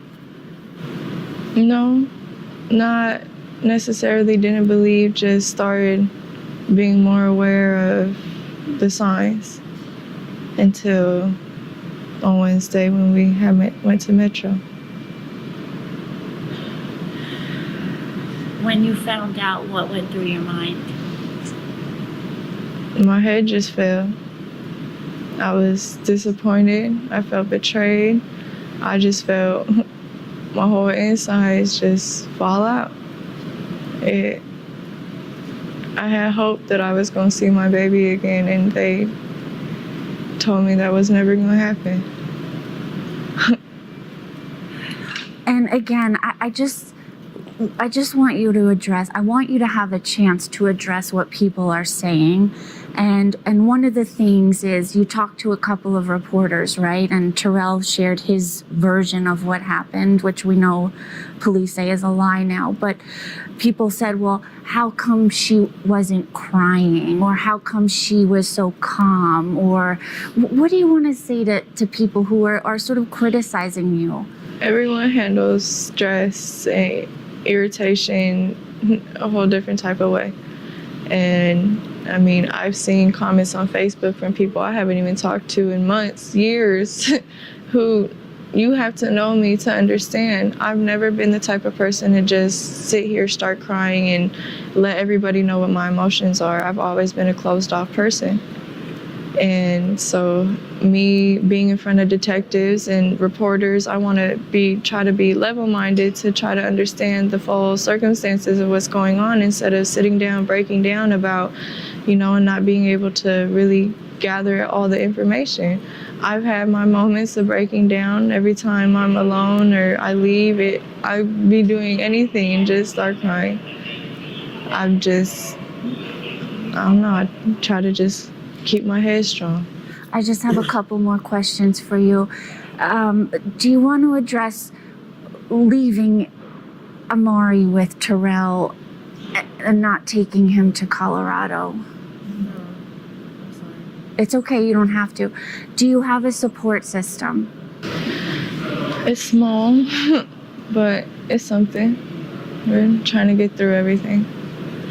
Anything else you want to say, and anything about like a memorial or funeral arrangements? We're still conversating and trying to work something together, and more likely all those things are going to be private, so it won't be a notice of anything maybe until after it happens, but the family would like to have their time and have that in private, at least so she could be safe to, people have been asking as well, why hasn't she been out here? But it's like you guys are throwing hate at the same time, and it's like, how do you want her to come out here and feel safe trying to search for her son or be out here with you guys if you guys are, throwing hate? So, it's just a difficult situation. I'm just telling her to keep her head up. We just have to move forward. So as long as she get her time to grieve and lay her baby to rest, at least privately without any other mess, after that, everybody can have their opinion on what they want to say and speculate. Because again, and she wouldn't be here, standing right here, if she had something to do with it. So, everybody's going to figure that out, once everything's all said and done. Just let it be. What is this like for you to sort of, here's a mom who's grieving her child, but there's also a lot of criticism and... I have had my thoughts too, just some things didn't sound right to me, and I have my thoughts too as well. But at the same time, there's no need for that. Like, we just lost a child, so she's gonna be feeling that enough for the rest of her life. That was a part of her. So why would we, sit here and bash her for something she's gonna have to live with for the rest of her life? That's no point. There's no point. I don't care how angry you are. None of it's gonna bring the child back. be mindful. Just be mature about it. You know, if you got your opinion, you can keep it to yourself. But to sit there and say disrespectful things or whatever, if you really don't know, I mean, why are you speaking? Everybody can say what they're going to do in a scenario, in a situation until that day comes. Like, nobody knows. Nobody knows what to do, how to react, how to respond. They can tell you all day. So that's just what I have to say about it. You know, just let her be able to grieve in peace. You know, it's no need for more negativity on top of what's already negative and bad. You know, so I just feel like people should, you know, keep their speculations or their opinions to themselves. You know, other than that, I understand. Again, I was on that side too, but it's no sense in beating her down. There's no sense in, you know, having that mindset when she needs support. She just lost her son. You know what I mean? So I'm not here for that. I'm not here. I just want justice for Amari, and that's it. What would justice mean? I don't want to ask my opinion on that. But justice would means He can go to bed peacefully, unharmed, at rest. it still won't be peaceful for me. I'm just being honest. It won't be peaceful for me. Like I'm not understanding. This is confusing to me for this to happen to a 2-year-old. I'm not accepting you sitting in a box. I'm sorry. If that's cleanly how I could put it, I'm not accepting you sitting in a box. A 2-year-old child, no human being at all. And for whatever the situation was, I mean, I feel like you treated my child less than an animal. So I feel like you should be treated like one too. That's just my opinion. What's your name? Jacquees. Can you spell that? Jacquees. Your last name? Nalls. Nalls. And you're like a second dad. Yes. And you guys had these shirts made? Yeah, we had a couple of shirts made. We made shirts for immediate family, and then we're going to start doing bulk orders for friends and close relatives who would like to. Anyone that would like to support, anybody that would love to show support for Amari, we'll have, bulk orders done soon. And again, in my opinion, where I stand, I'm not looking for a cash grab or nothing. They can have these shirts. I just want the love and support for my son. That is it. Thank you both. Live at police headquarters, and it looks like police are just about ready to start this news conference here at 5 o'clock, talking about the disappearance of Amari Nicholson. Let's listen in. And I'm a lieutenant with the Las Vegas Metropolitan Police Department. Are you all ready? Okay. As you know, this case started out as a missing persons investigation. And unfortunately, I'm here to tell you today that it is now a homicide. On May 5th, 2-year-old Amari Nicholson was reported missing from the Emerald Suites on Paradise and Twain. During the course of the investigation, it became clear that the circumstances were suspicious. We brought all of the resources of the Las Vegas Metropolitan Police Department to this investigation, including the homicide section. As the investigation progressed, it became very clear to us that Terrell Rhodes was our primary suspect. I'm here to tell you today that Terrell Rhodes has been booked for the murder of Amari Nicholson. There will be additional charges, however. While the arrest was taking place, Terrell Rhodes chose to fight with police officers, and during the course of that fight was briefly able to retrieve an officer's firearm. That incident was quickly de-escalated, and Rhodes was transported to the Clark County Detention Center and booked accordingly. I know you have questions. This is an active and ongoing investigation. We are still asking the public that if you have any information regarding Amari Nicholson's murder, to please contact Crime Stoppers at 702-385-5555. Thank you and have a good evening. Can you talk about where Amari is, All right, you just heard from a Metro lieutenant there. Terrell Rhodes, the mother's boyfriend, has been booked for the murder of Amari Nicholson, the 2-year-old who went missing last week. And in a new bit of information coming out from that, At one point, he fought with police, physically fought with police, and grabbed an officer's firearm. They're still asking for the public's help, and they are asking you to call Crime Stoppers if you have any information, 702-385-5555. What we don't know right now is what the motive would have been to kill this child, or where the child's body is, what the circumstances are with that. Let's bring out Joe Vigil right now. He is at Metro headquarters. Joe, quite a surprising turn of events here today. There was always going to be conflicting stories in this as it played out. All right, so here live at police headquarters, and police just gave a very terse news conference. What they did say is Amari Nicholson's disappearance case is a homicide case, and say they have booked the mother's boyfriend, Tayler Rhodes, for his murder. Officers just did say that Tayler Rhodes apparently struggled with officers at one point when they were trying to make this arrest, and he was able to get a gun, but they diffused that situation, and that is pretty much all police have said.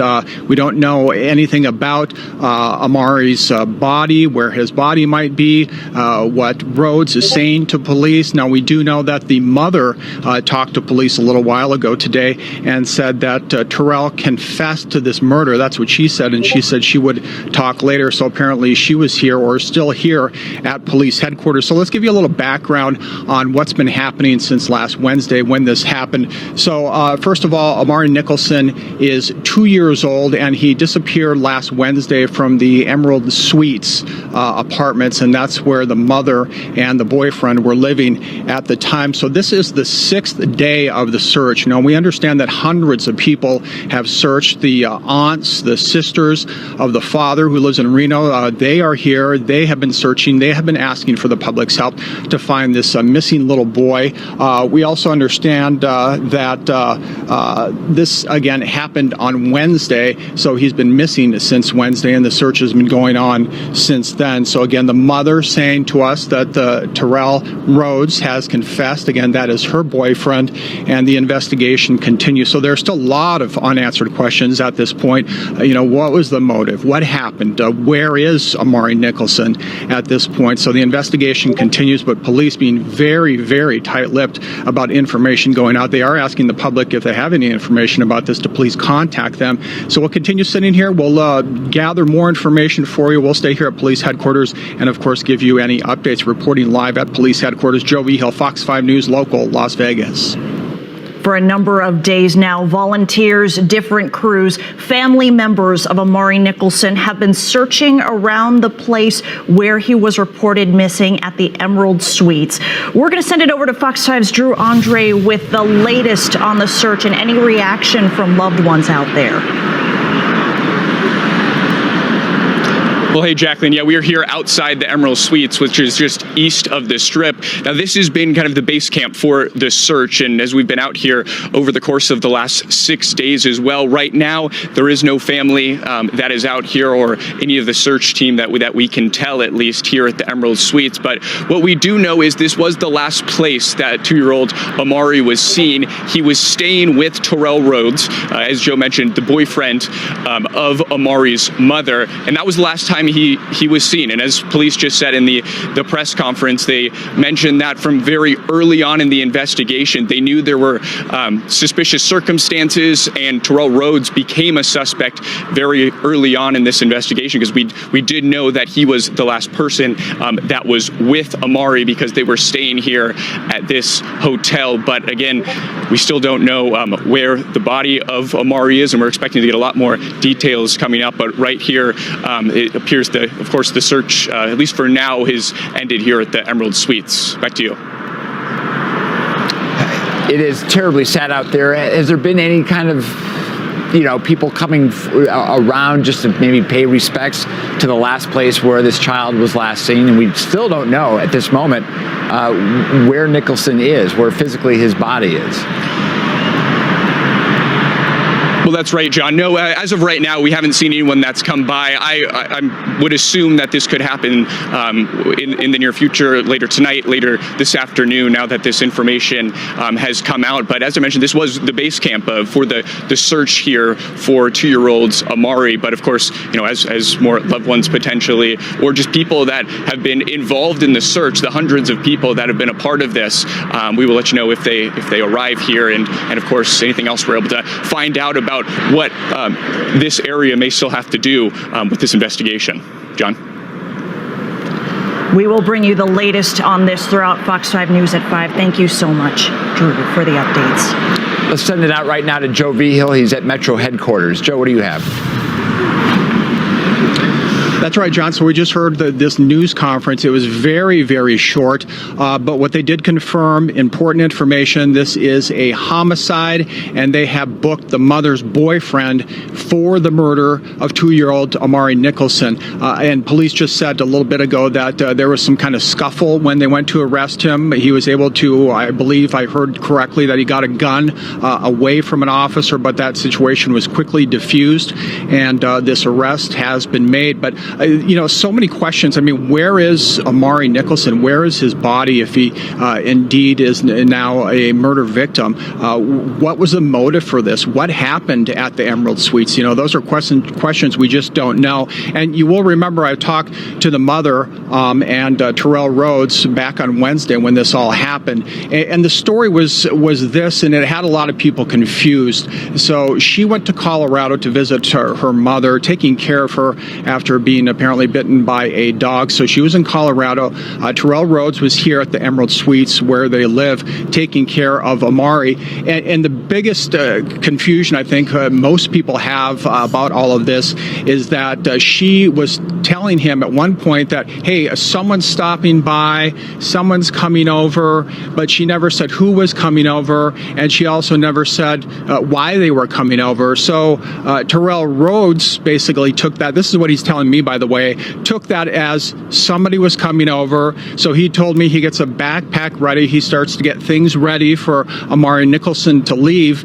And then as a woman approaches the door who described herself as a family member, and then they just took Amari. He says he made it a point to tell me that he did not give the child to the woman, but she took him. But then after this happened, he couldn't explain anything about the description. What was there a car? What was he wearing? Nothing like that. And he said that he searched around the Emerald Suites, which again, that was a confusing story for a lot of people. And as you heard from police, there are suspicions about this case, pretty early on. So again, that was the interview that we did last Wednesday. So again, if you're just tuning in, we're live here at police headquarters. Again, a news conference by police confirming now that the disappearance of Amari Nicholson is indeed a murder case, no longer a disappearance. But again, we don't know where the body is. We don't know what happened. But again, these are questions that we hope to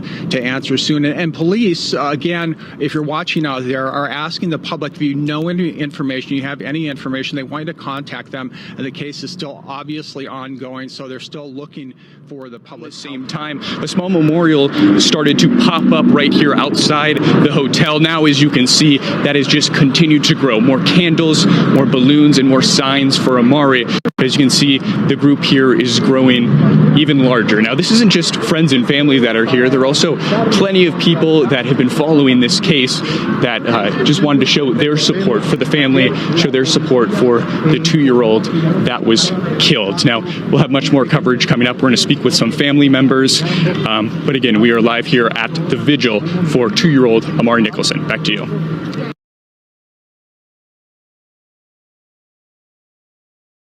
Probably never in a million years thought that Vegas was shut down, being a 24-hour city. People have been afraid to leave their homes. But to see each and every one of you together right now for my nephew, I cannot thank you enough from the bottom of my heart. You're welcome. From his grandmother. Risking your health, risking your children's health. Yes. It's not over. We may have Terrell. We may have him. But the fight is not over. Okay. It is not over. Do you hear me? Yes, We ma'am. will continue to fight for Amari. That's right. We will continue to fight for him, no matter what. And every single one of you, God is watching over all of you. Thank you. Are you the only family here? I'm actually a friend of his grandmother. Do you want to start in prayer, or do you want one of us to do it? We wanted to ask if the family wanted to do it first. My sister wants to start, and then we'll go from there. All right, thank you.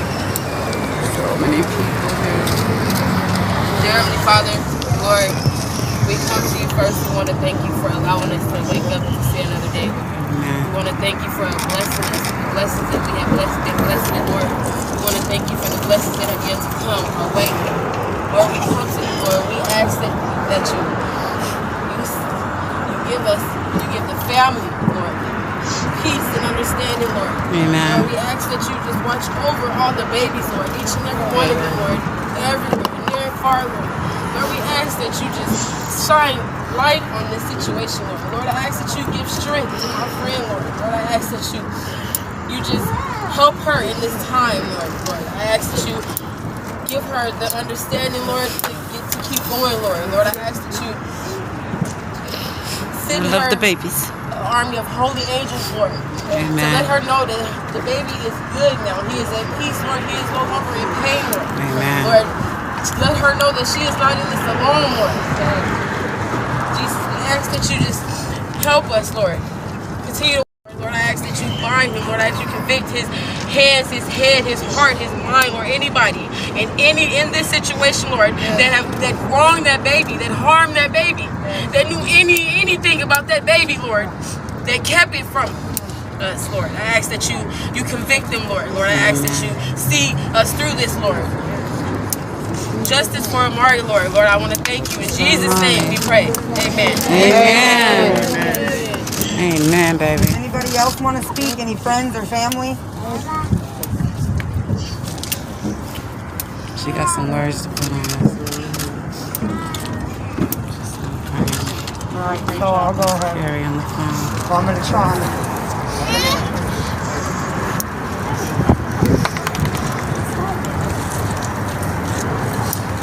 So Lord, I ask that you please comfort Amari's father, Amari's stepdad, the one that took care of him prior to this, who actually loved and cared for him. I ask that you pray for them and give them the strength that they're going to need, especially after recovering him today and how he was left. I could never ever imagine, Lord, how somebody could be so evil. And I just ask, Lord, that you just please watch over each and every one of them. And I ask anybody here to please watch over your babies. Please. Yes. Please. Please make sure you know Protect them. who they are around. Guide them. Don't leave them with just anybody. Amen.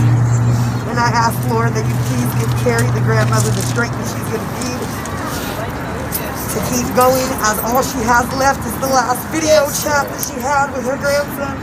Yes. If she would have known that that was the last video that she would have had, she would have stayed on it forever. I'm sure. And I ask you, Lord, as much as I don't want to, that you guide Tayler to whatever it is that she needs to find herself, and to please start to show that you care about this baby, because I don't think you do. Where are you at? And I'm sorry, but I don't. I'm a mother, and I don't care what these comments said, what these groups said. I don't care. If you thought I was guilty, you thought I was guilty. I'd be standing right here with you when we found out that I wasn't guilty. But I didn't see that from you. From the beginning, I knew the interview was not true. We already knew that. Ain't nobody came up 3 flights of stairs at 6 in the morning to get a baby. We already knew you was lying. So I'm glad that you confessed. I'm glad. I hope you couldn't sleep all of those nights. We could. I really do. And I ask you, Lord, God ain't finished with him yet. that you don't let him sleep right now. God ain't finished with him yet, baby. And I ask you, Lord, that you don't let Tayler sleep either. Yes. She needs to feel the pain that each and every one of these people standing here today feel. And she also needs to feel the pain that the Bio family is going to be going through because they didn't do nothing to that baby. And they never had that baby. Yes, preach. And I just say thank you all for coming. This has really been hard on me as I was out each and every day finding out hundreds of lives. And I was hoping for a different outcome. I really was because we were so quick on it and I was hoping that we were going to be able to really find him if he really was taken, even though we knew that that wasn't the story. But I just was hoping that it was going to be a different outcome. I have my girls here with me right now and I just couldn't imagine, and she was with me handing out flyers. And she wanted a different outcome too, and I'm sorry that we have to be here today, and I'm sorry for you, Carrie, and I'm sorry for the whole entire family who actually loved and cared for this baby. And Amari, may you rest in peace, baby, and may you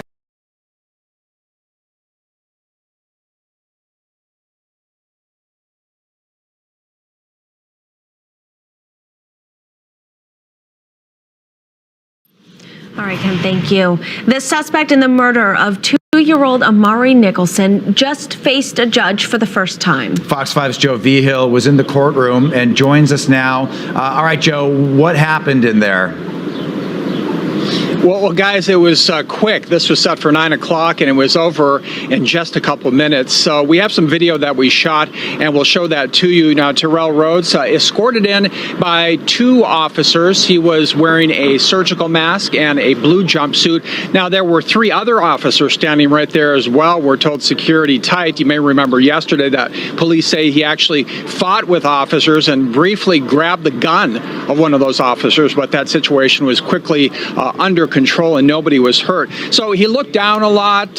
He glanced a lot over at the reporters in a side room, but he was quiet. He didn't say a word. And as far as bail goes, so attorneys started talking about the evidence they have. They say that he lied about this for a week. He covered up the crime. He actually hid the body. Now, they didn't say anything about the body, where the body of Amari Nicholson might be. Attorneys also said they have evidence that he hit the boy numerous times. There was blood found on a wall, and apparently they found some soiled clothing of the boy as well. And he has another court appearance set for later this month, guys.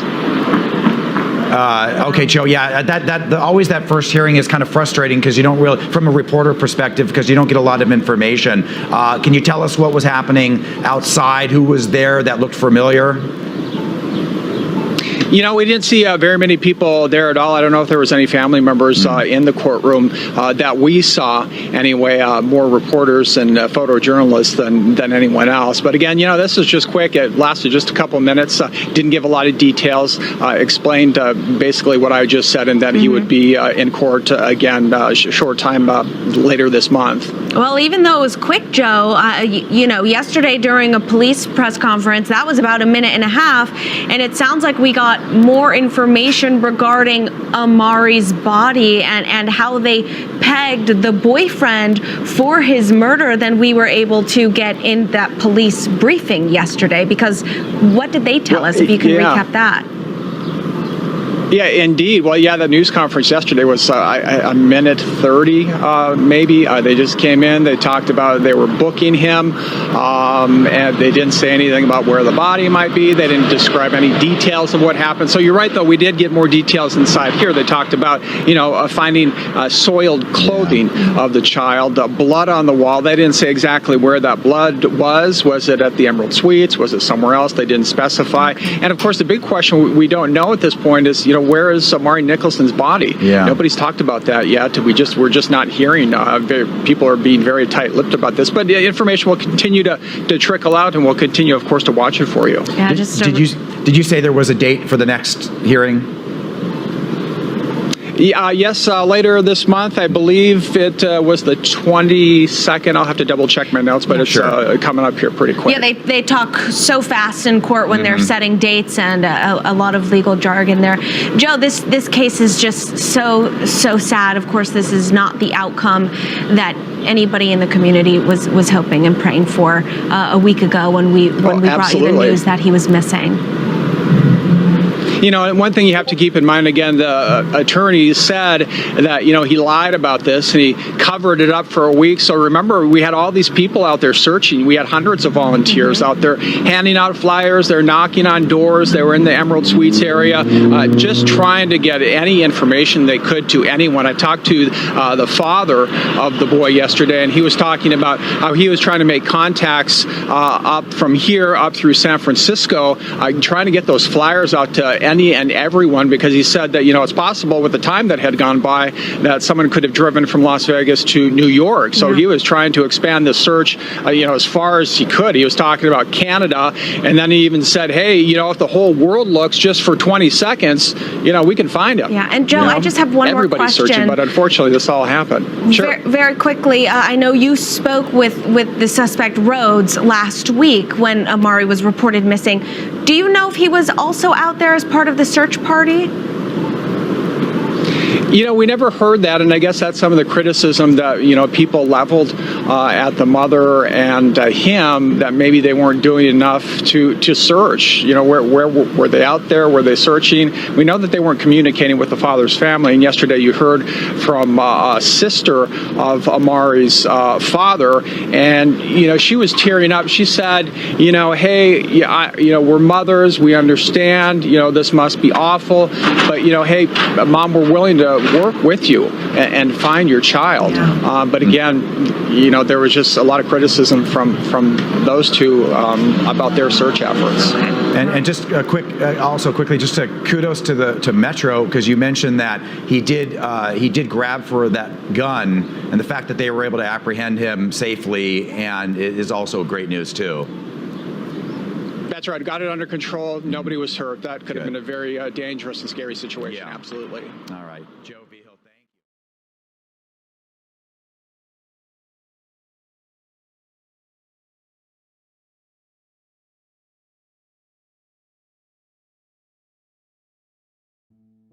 you. And the article reads, prosecutors will not seek the death penalty against 27-year-old Tayler Rhodes, who is accused of killing 2-year-old Amari Nicholson.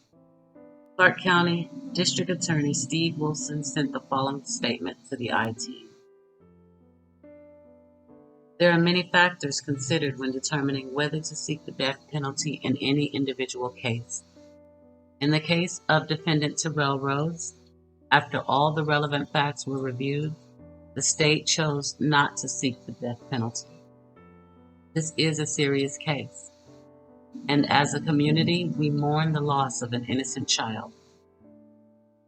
Rest assured, my office intends to move forward and seek justice for Amari by pursuing the conviction of Mr. Rhodes on the charge of murder and ensuring that he spends the rest of his life in prison.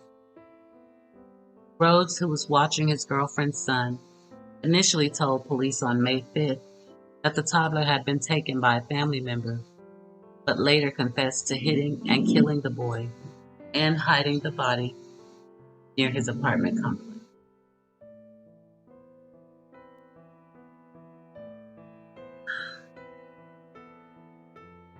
Amari, so precious. Rhodes is charged with first-degree murder in the death of Amari Nicholson. Rhodes also faces 10 additional charges after he grabbed an officer's gun in a police interview room. Those additional charges are 2 counts each of attempted murder with a deadly weapon, assault on a police officer with a deadly weapon, assault on a police officer with a deadly weapon, and 4 counts of resisting an officer with a deadly weapon. So, those charges are stacked and they are all legit. Rhodes pleaded not guilty to killing Amari Nicholson during a June 2nd court appearance. According to Rhodes' arrest report, He hit Nicholson because the child wet his pants. Rhodes remains in custody without bail at the Clark County Detention Center. Noon, the I-Team learning the Clark County District Attorney's Office will not be seeking the death penalty against Terrell Rhodes. Now, he is the man accused of killing 2-year-old Amari Nicholson. Rhodes telling investigators he had killed the boy after the boy soiled himself.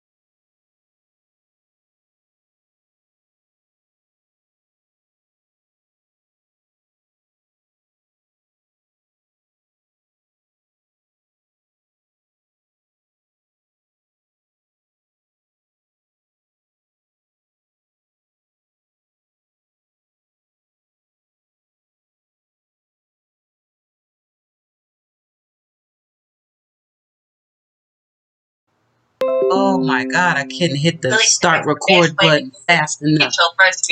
That's my baby sister in the background, y'all, but I'm not rewinding anything. This is breaking news.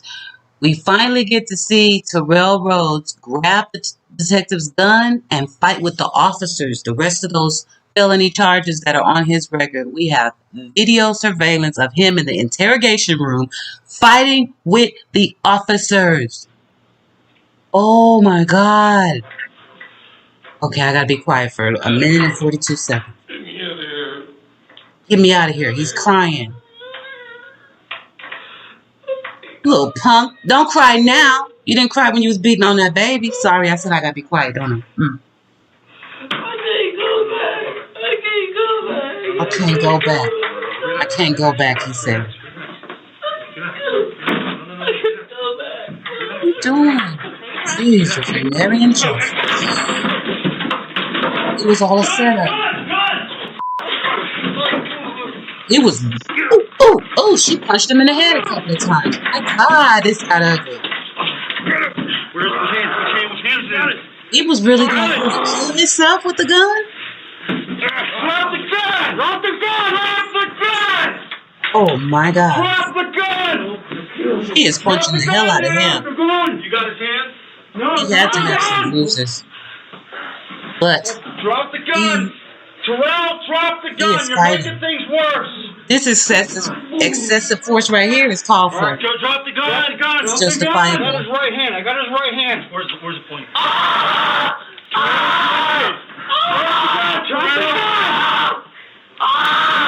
He won't let the gun go. Got it. Control here! Give me the gun. Got it.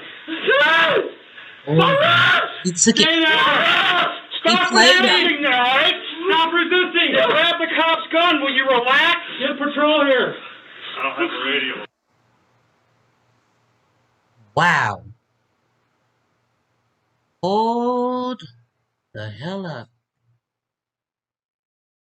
Well, Las Vegas Metro Police have released the arrest report for the man accused of killing 2-year-old Amari Nicholson. According to the arrest report, the boy's mother, Tayler Nicholson, left Amari with her boyfriend, Terrell Rhodes, when a family emergency sent her to Colorado. The report states that Rhodes told police he got mad after Amari wet himself. He admitted to police that he punched the boy several times. The boy stopped breathing, so he tried to give him CPR, but Amari died. Rhodes was arrested and faces an open murder charge. Biological father, Giorgio Hayes, goes live, searching for his son Amari. Here. Can you pass these out? Yeah. That's my son. Oh, it's your son? Yeah. I just from Colorado here? No, I drove from Reno here. Oh, so you are Reno. Yeah, so you see me in person. That's my son. I'm out here looking for him too. All right? Yeah. Who was the boyfriend? Why did he say he went with the sister? Look, they lying. My sister ain't got him. He would be with me right now. I wouldn't be out here looking. I got a 2-week-old baby girl. He lying. They don't know where the fuck my baby is. They playing games. But anything, man, just pass these out for me, all right? All right, you have a good one. God bless you. Hey, y'all heard about that missing boy around here? Huh? It's my son. His name Amari. Oh, little fella. That's my son. Yeah. Anything, you hear anything, please? All right. Yeah. Anything, you hear anything, please? All right. Yeah, nigga, I'm out here for mine. Yeah, nigga, we out here. For mine. Yeah. Yeah, nigga, I'm out here for mine. Solo. I got flyers. What they doing? I got flyers? Yeah. Yeah, I'm out here for mine. You motherfucking right. You motherfucking right. And I ain't the only one, too. You motherfucking right. Yeah, I'm out here for mine. Where is 2-year-old Amari Nicholson? What do you think happened? I'm gonna try to go out the other side of the building and see if. I think I was saying the area is not the best over here. So, I wouldn't be surprised if it was on some one-way in. Do you know where the cops were over here earlier? Where the crime scene tape was for the baby? Oh, on the backside? Backside of this building? Yeah, everybody on that side. At the Emerald, right? Mm-hmm. But didn't they come over here after? Because they found the back of this place? Like between the wall back there by McDonald's and stuff? By the office? Yeah. Oh. Other side of the office is a little side gate right there. Oh, wait, baby. I was looking at this opening, not the first one, right? Are you pointing down there by the street? Down there on the end. In the back lot. Oh, my God. He tried to bury him under rocks and stuff. Lord have mercy. I hope he burn in hell. Somebody gonna get him. Oh, yeah. Found this baby, they found another baby back there in the dumpster. In the same place? Nah, in McDonald's parking lot. Oh, is that when that's what they were talking about was in the dumpster? Yeah, that was another baby. Yeah, it was another baby. And then they found another one around the corner. Are you kidding? What's going on over here on It was like 20? 3 babies gone in this whole day. And only one of them on the news. That's what's the problem. Wow. I mean, no, everybody thought the dumpster, they said it was a baby in the dumpster, baby in the wash. And they thought it was this baby. So there was 2 other babies. Those was 2 other actual babies, but not him, or at least for sure the dumpster. It was different areas that we found the baby. Shit. And like, this is the side gate right here.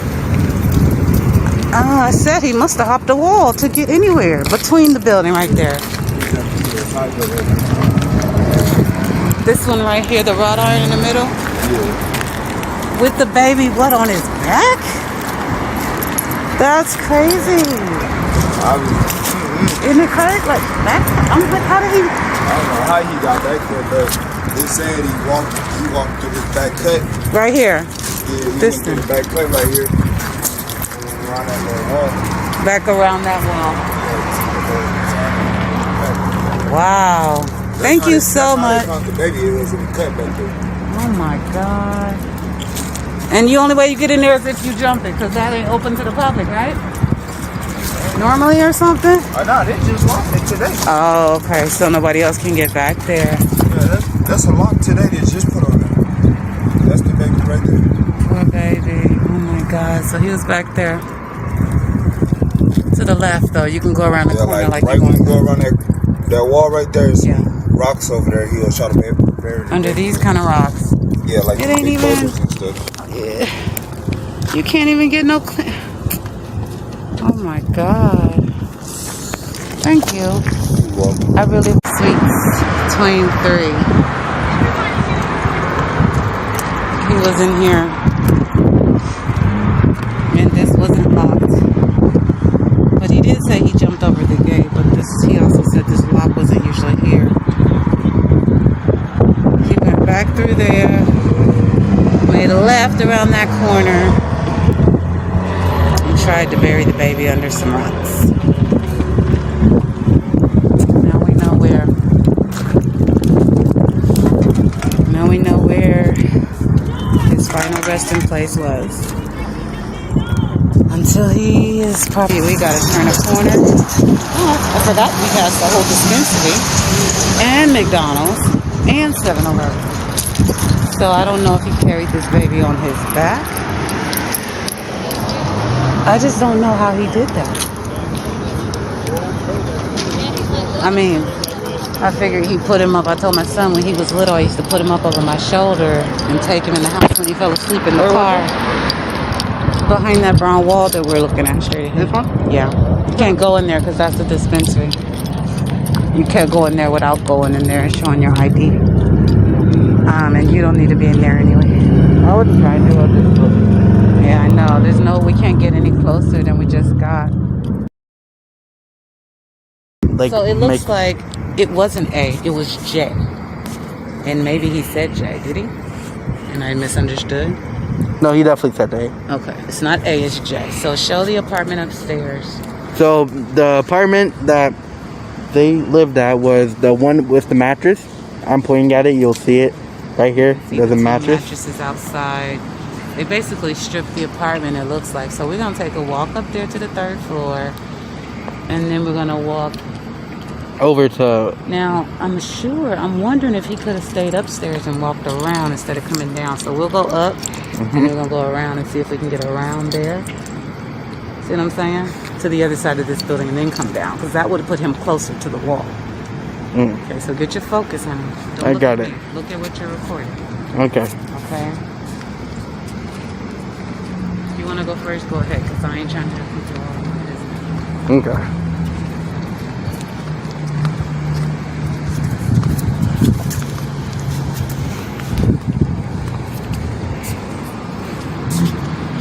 My keys are folded up in my hand, Chris Thorne. You can't hear any jiggle. Watch what you're doing. Don't look at me. Please stay focused on your camera. I got it. I'm gonna have to do it. Take your time. No rush, son. Focus on it. I am. I'm looking directly at the camera. Careful when you're done touching the stair rail. Yeah. So we're going up the first flight of stairs. I'm gonna show both sides. That pool is filthy. Yeah. Alright, now we turn the corner. Let's go up the second stair. Looks like it's gonna be 3107 or 3102. I mean 3107 or 3109. We'll show that. Go to the left. You see that? Embassy Suites? So this is what I was saying about this area. I'm gonna get a better angle. It's a mixture of a business area and other things. See, the Embassy Suite is in walking distance, and what are those, $200 a night damn near? Anyway, come on. Okay. And over here, this one was ripped into. Get that. I don't know if they were looking for something. I'll show it. How they ripped inside the mattress. I see that. I got it. And yep. And there's even a little cardboard part broken, like the bottom of the bed. Move slowly. I think you can see it. Yep. So your transitions are smooth. Okay, turn around here. It looks like someone's shoes. I've got a couple of dings, but let me show you something. Okay. See these dings on the door? Somebody hit it pretty hard. And then right here, if you look in here. Looks like it could have been like this. Looks like the knob is kind of broken. Yeah, the knob is kind of janky. For sure. Okay, let's see. Look at here. Somebody put, Jesus help me. So it's a prayer in the window. So we're, yeah. I think this is the actual room. Okay, let's go that one. So from here, this is what I want to look at. If you look around, let me do it since I'm showing something. Okay. That's building A across the way. And I don't see a camera on that building. I know y'all can't see it like that, but I don't see it. And then this building over here, I can't see that letter. Is it B? That's building B. It's crazy. When we looked around, all we saw were like lights. There's like no cameras around here that we could see. No. Like there's only one on the suites that we showed you last time in the walkthrough, where we showed where Amari was found.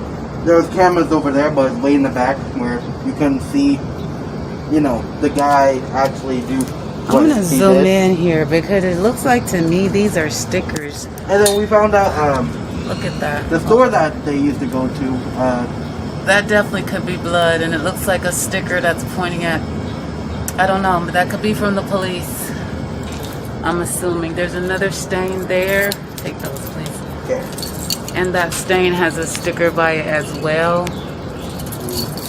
So I'm thinking those are two little blood stains that they wanted to point out. Some mild staining everywhere else, but that's all really. Let's go this way. Okay. I'll give it back in a minute. So, yeah. But basically, we only saw really two cameras, like the one on the building. We talked to somebody and they said they had saw, like the neighbor had saw that him and the baby Amari had went to that store frequently. We might show you it. It's on the left side of Emerald Suites when you go in. And there's footage there, but that's not going to help us. And there's footage on the suites that we showed you in the other walkthrough. Correct. Now in the corner, or, oh Lord, sounds like a domestic dispute going on out there. Like I said, this is not the best area. No? So we know he didn't pass these stairs and go to those. So come back this way.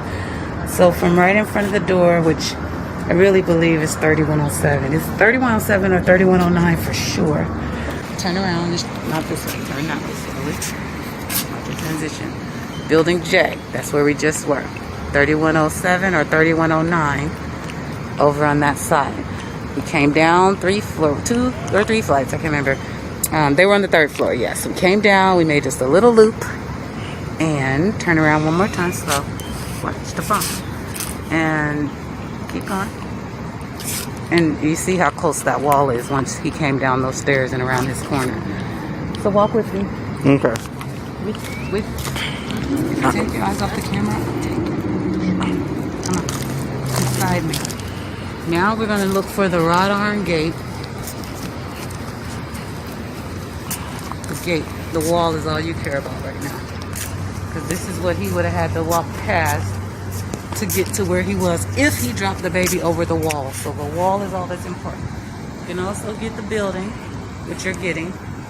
We see no cameras so far. Turn around behind you.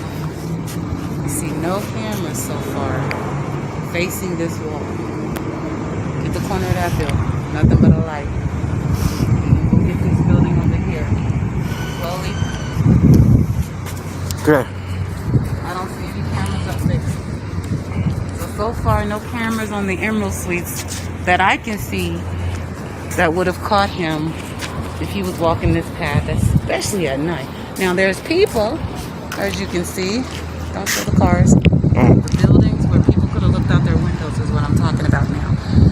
People could have been looking out these windows or standing on these balconies. People could have been coming down those stairs. Okay.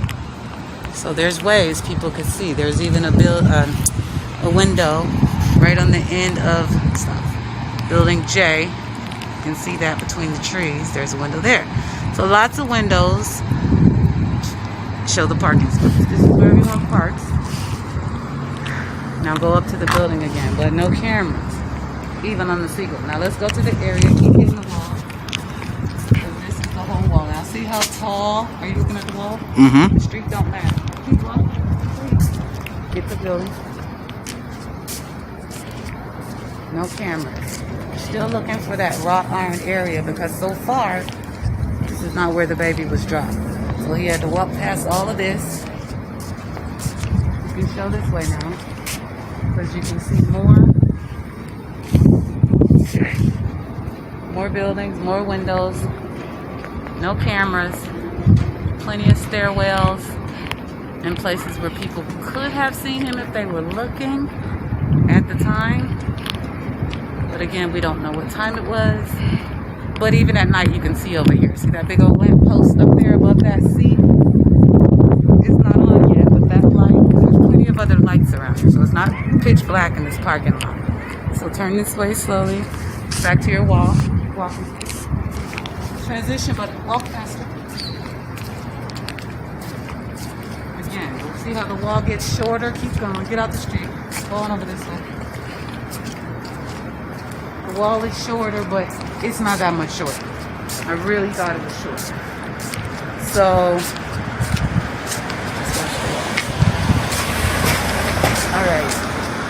Now this is really important because we're coming up on the wrought iron area. Still, just past this red truck.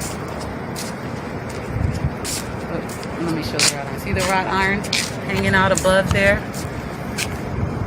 Can you zoom in on that? There. The best I can. Okay, stay there. I'm not gonna turn around, just stay there. So, here. Just above my finger. But look, I'm 5'4". And I cannot get over this wall. It gets a little shorter. I cannot get over this wall. Turn around, son, and get behind us. The building. Okay. Try not to get too close. Plenty of windows. Plenty of windows. But no cameras that I can see. Maybe y'all can see some I don't see. I see no cameras. All right. It's so sketchy back here. Wow, look at all those feathers. It must be like a religious thing, maybe because of what happened. So let me see if I can see. Can you see? Is that where we were? That's the wall, isn't it? I can tell for sure once I go this way. It's the part where it turns, so yeah. Hold on. That's the other side of the wall, and I do believe, yep, that's what we just looked at. I do believe from the parking lot. Are you zoomed in? No. Let's zoom in. So that should be pointing towards where I was when I took the first part of the footage. So this would be the final turn, I think, the right turn. So he could have also been found in this little area like I showed from looking over that wall back there. And I also showed to the right of that wall. Does that wall open up to the left? I can't see. Or does it only go right? I'll have to look at the footage later. Yeah. But, you know, it was in one of these dry, rocky areas in that little hidden corridor that he took. And it was one of the two routes. This is the office. So we found a camera directly in front of the office at the Seagull Suites, which ironically is right around the corner from one of the openings. Camera number 2 pointing in the other direction, but it's there. So the one that I just showed you should be watching me. Yep. If I were to be coming around here and if I had, but look, there's no way he could have dropped the baby from here. We only came in here to show you the area between the wall where the baby was found. Okay, that's the dispensary. You can see the green border of the building. So it was certainly back this way. And there is a camera, as you guys just saw before I came in here. But he wouldn't have come in this way to get to where he went, because this is a big old gate with absolutely no entry. So we're back to where that front gate must have been unlocked, like the resident said, until they found the body. It was unlocked and accessible. Another big bright light over here. You can even see a balloon on the ground, so you know it's all connected. Do you think there's cameras upstairs? Like maybe? Or no? They'd have to be on the back side of this building up there. Let's walk up here and see. Alright. So that's a good idea, son, actually, because if we go up here, and this is the Siegel Suites, you guys. This is not where they lived. Just unbelievable how this is where the body was found. they Oh don't my have God. that much cameras around here. And if you come upstairs, you can see the back of the dispensary. Bam. Camera. You have to zoom in, but 3 cameras. 4 cameras. One on the front of the dispensary, not the front side. Back side. There's 2. And there's a 4th one at the end of the building. These are all facing in the back, but they cannot, I repeat, cannot see back here. And this is the area. As you guys can see, there's the memorial, there's the gate. The baby was found between either not this walkway, no. But once he turned this corner, he was either here or in the last area that I just showed you guys. Because there's one more right turn you can make down there where that light is flashing. And I do not see a camera on this building pointing down in this back area. I do not see a camera. Sorry, it's zoomed in, but I don't see a camera on the Siegel Suites that would have caught this. Him walking through here. None of it. So now we came around, you guys, to the front of the building again. Remember? There's Siegel even more Suites, cameras, by the way, 23. I saw those 2. I pointed those out. But now we just got a better view of the 2 cameras. Oops, at the top of this. See that? 2 cameras. Bam, bam. 1, 2. That is New Leaf Dispensary. And that is the memorial. But again, I don't know. Maybe this camera here on the right, it's pointed more in their back parking lot, but I don't know. I don't know how, maybe the cops, I'm sure the cops are seeing what footage they have, because there's a possibility. I mean, depending on the technology they have going, maybe they could zoom in. That one? It could have, it's far away, but that could easily get a great video right here. I can't zoom in anymore, but straight across, you guys. See where that, those are my nails, Chris, by the way. See that, I don't know if you can see the red flashing light, but the white part of the building directly across the street, top left of the screen, white, it's just white. There is a camera up there. You can see the red and blue blinking. We have a lot of those in Las Vegas. The cops put them up there, like monitoring stations. It may have caught something. So I just wanted to show one more thing. This is the corner of Sands, also known as Twain, at a certain point, and Paradise. That is a beautiful, I believe the Elysian is a condo. Sorry, I can't make it not blurry. But anyway, beautiful.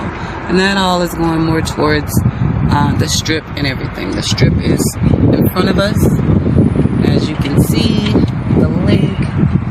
All right, so we're gonna just give you an idea of this area, how it's mixed, like I said in the last video, between sketchy and business district. A little classy, a little nasty. It's all over here. So that's the Emerald Suites. Stephen, focus. Okay. Okay, you can come down so we can actually see the street and the things I'm going to call out. The sign is good. Okay. Down, get the buildings. So then you have a little 76 gas station. Down apartments. What I was told is that Terrell used to walk the baby over here all the time to the Speedy Mart. Make sure it's not blurry. I think you're zoomed in. If you zoom out, it won't blur so much. Right next to this Speedy Mart, the Embassy Suites. Okay, and Anybody that knows hotels, they know the Embassy Suites. Very high end, very expensive. And if you keep on going, you've got what they call a resort style apartment. I do have some cars behind me. They're going around. Get the apartment right here, Evo. Stay down low. See? And then you go down this Edison Street. Down that street, a mess. Mardi Gras Hotel, it's okay. It's okay. Nothing's by the hour or anything, but you know, I'm just showing you the difference in the ambiance around here. Got the Diplomat Apartments. And go up high, you got the Renaissance Hotel up high. Okay. On down a little further, you see the West Gate in the future. See that? See Emmy Steakhouse. It's okay, we're gonna come up on it closer. Okay, I'm gonna go back out the window to get everything. Okay, my point is, just down the street from all that sketchiness. See that? Get that Courtyard Marriott. You see the Strip in the distance.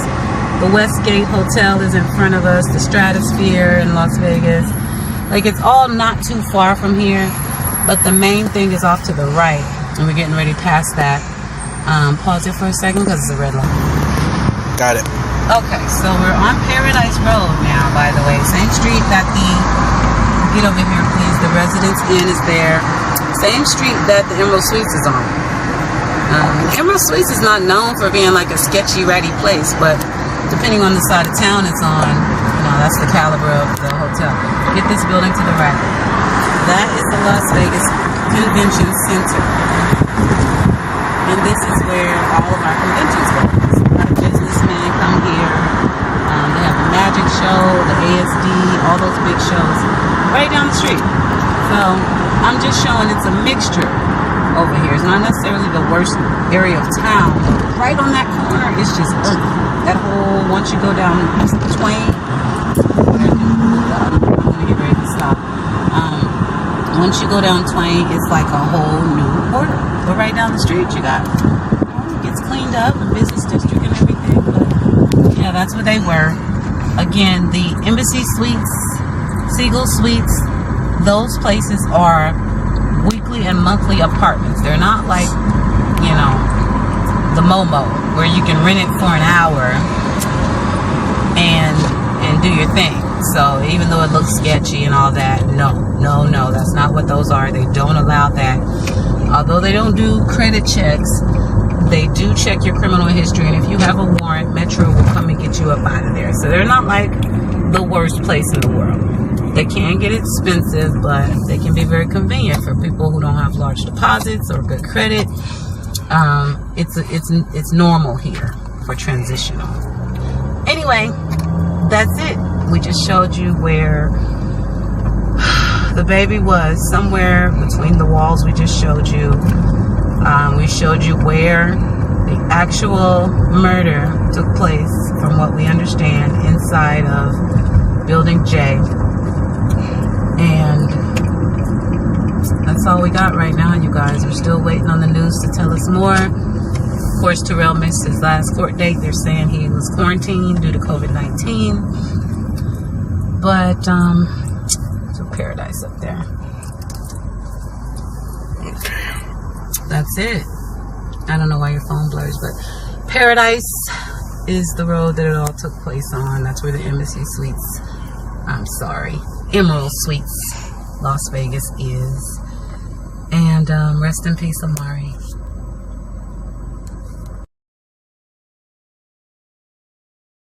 Amari's Law. Amari Nicholson was tragically taken from this world in a violent murder at only 2 years old. When his mother's boyfriend confessed to police, we knew our mission had drastically changed. Our hearts sank. Our worst fears were becoming reality. Amari was beaten to death. If you turn on the news, you'll hear 3 more children were murdered.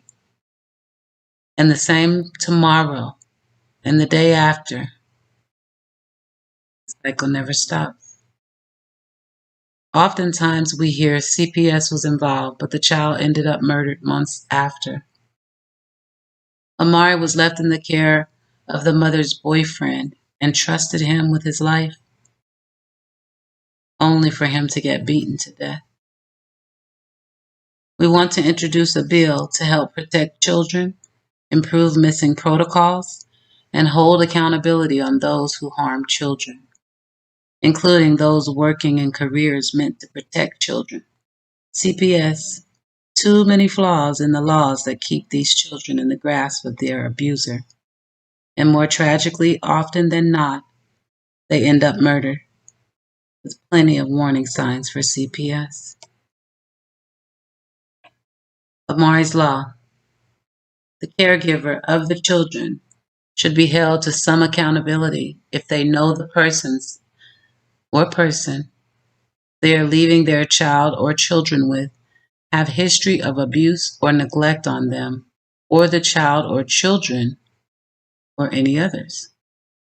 There's too many options available to ensure that kids have a safe child care and safe places to live, shelters for domestic violence victims and children. These are extreme abuse cases, meaning they complied to CPS programs just to comply, but still physically abused the child or murdered the child. An example, the responsible custodian of the child knowingly placed their child in a circumstance that results in death or reckless endangerment. If laws are in place, we are hoping that parents might be more responsible with whom they allow around their children. We cannot deny that there is a problem with these very circumstances when every week there are multiple stories a child was murdered by a non-blood relative or caregiver. There will always be exceptions due to circumstances out of the parent's control: babysitter, daycare, foster care. If these cases occur, the evidence will clear the parents of any wrongdoing. Nothing in this bill will hold parents responsible for unknowingly leaving your child with a murderer. That's not what this bill is targeting. If the person chooses to stay in a relationship or home with the abuser, that person should make arrangements for the child or children to live someplace else then. Cases of clear, reckless endangerment need to be held accountable. Improved missing child alert system.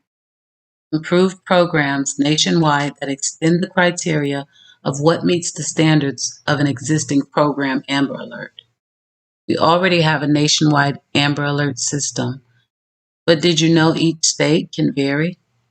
And more importantly, it's the police officers in the abducted area that makes the call of whether or not the child meets the criteria of an Amber Alert. It comes down to whether or not that child meets the criteria in that certain officer's eyes. They use the best judgment system to assist each situation. That time can mean all the difference in finding a missing or abducted child. Certain states, the criteria requires a vehicle description, but in tourist states and areas, this can prove to be a problem. Valuable time wasted while a child has been taken on foot. If a child is taken from a campsite, if a child is taken near the woods, national parks, national reserves, hiking trails, bike trails, should all be considered in the Amber Alert program. No vehicle description? No problem. Also, a text alert system for children lost or taken on foot nationwide.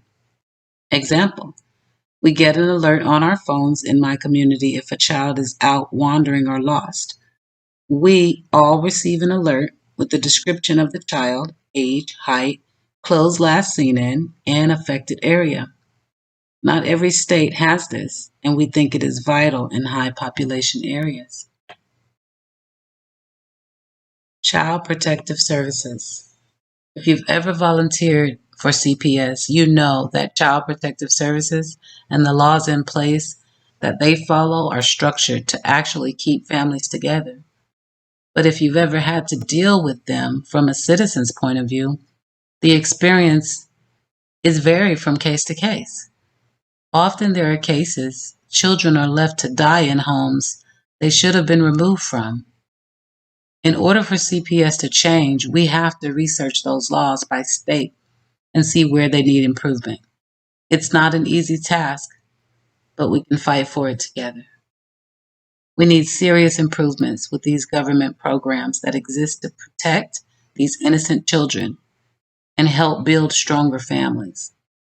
There have been many CPS cases where the mother has also been a victim of abuse, and there has been no protective program to save them. If we can create a special program that specializes in these extreme abuse cases, we can save more families. We also want to work on building community outreach programs in Amari's name. We are willing to team up with other nonprofits in different areas of the country to establish this. This is just a rough draft of what we would like to include in Amari's law. It's open for debate and it's open for improvement.